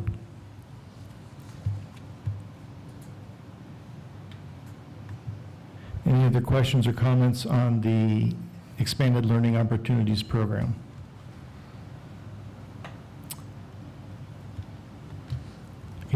get to vote on number 3, approval of physical education exemptions. Pursuant Mrs. to- Paxton. Pursuant to Board Policy 6142.7, the superintendent or designee shall annually report to the board the district's physical fitness test participation rate for each applicable grade level.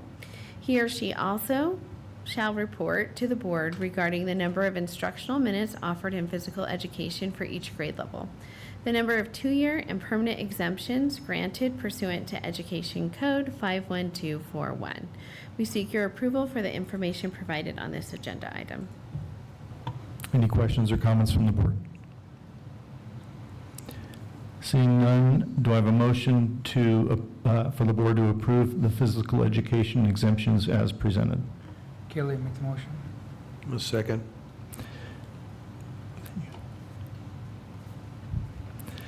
It was motioned by Vice President Kelly and seconded by Trustee Christensen to approve the physical education exemptions as presented. All in favor, say aye. Aye. Any opposed? Motion carries 7-0. Number 4, approval of 2025-2026 designation of CIF representative to league. Pursuant to Board Policy 6145.2, the board shall annually designate a representative to the local CIF league from each school that participates in CIF sports. We seek your approval to designate the athletic director of THS as our CIF representative. Any questions or comments from the board? Tell me yes or no. With what we heard or whatever was going on with the wrestling coaches, that wouldn't, because they're changing, that would, okay, all right, never mind It that. doesn't. Okay. Do I have a motion to approve the 2025-2026 designation of CIF representative to league as presented? Kelly, make the motion. I'll second. It was motioned by Vice President Kelly, seconded by Clerk Wood. The board approved the 2025-2026 designation of CIF representative to league. All in favor, say aye. Aye. Any opposed? Motion carries 7-0. Thank you. Thank you. Mrs. Paxton. Item 13, future items. Do any board members have any items they want either staff to investigate or come up at a... You've already mentioned your... I will the send one. mine via email. Yeah, I have the future right, item, but right, I'll be what you sending mentioned earlier. Special education, wrestling program, and the bowling stuff, so I'll get those over today or tomorrow. Anyone else? I sent mine as an email as well, because I asked last time and it didn't make it. I didn't catch the last part there. I sent an email. Okay. Lunch? Mr. Ben, what do you have for us? Good evening, everybody. So the quote I would like to share with you is from John Gordon. He's the author of a book called The Energy Bus. This was a must-read for many educators about 15 years ago. And basically, John explained how important it was as an educator to identify your purpose or your why, because your why will impact your energy. And not so much the enthusiastic energy, but the energy to do the correct things when things got difficult, the energy to do the right things when you face adversity, and the energy to do the right things when you face negativity and challenges. So I will leave you with a quote from John Gordon. Every day, focus on your purpose. Remember why you do what you do. We don't get burnt out because of what we do. We get burnt out because we forget why we do it. Thank you, everybody. Thank you, Mr. Ben. And with that, it brings us to item 15, adjournment, and we are adjourned at 9:43.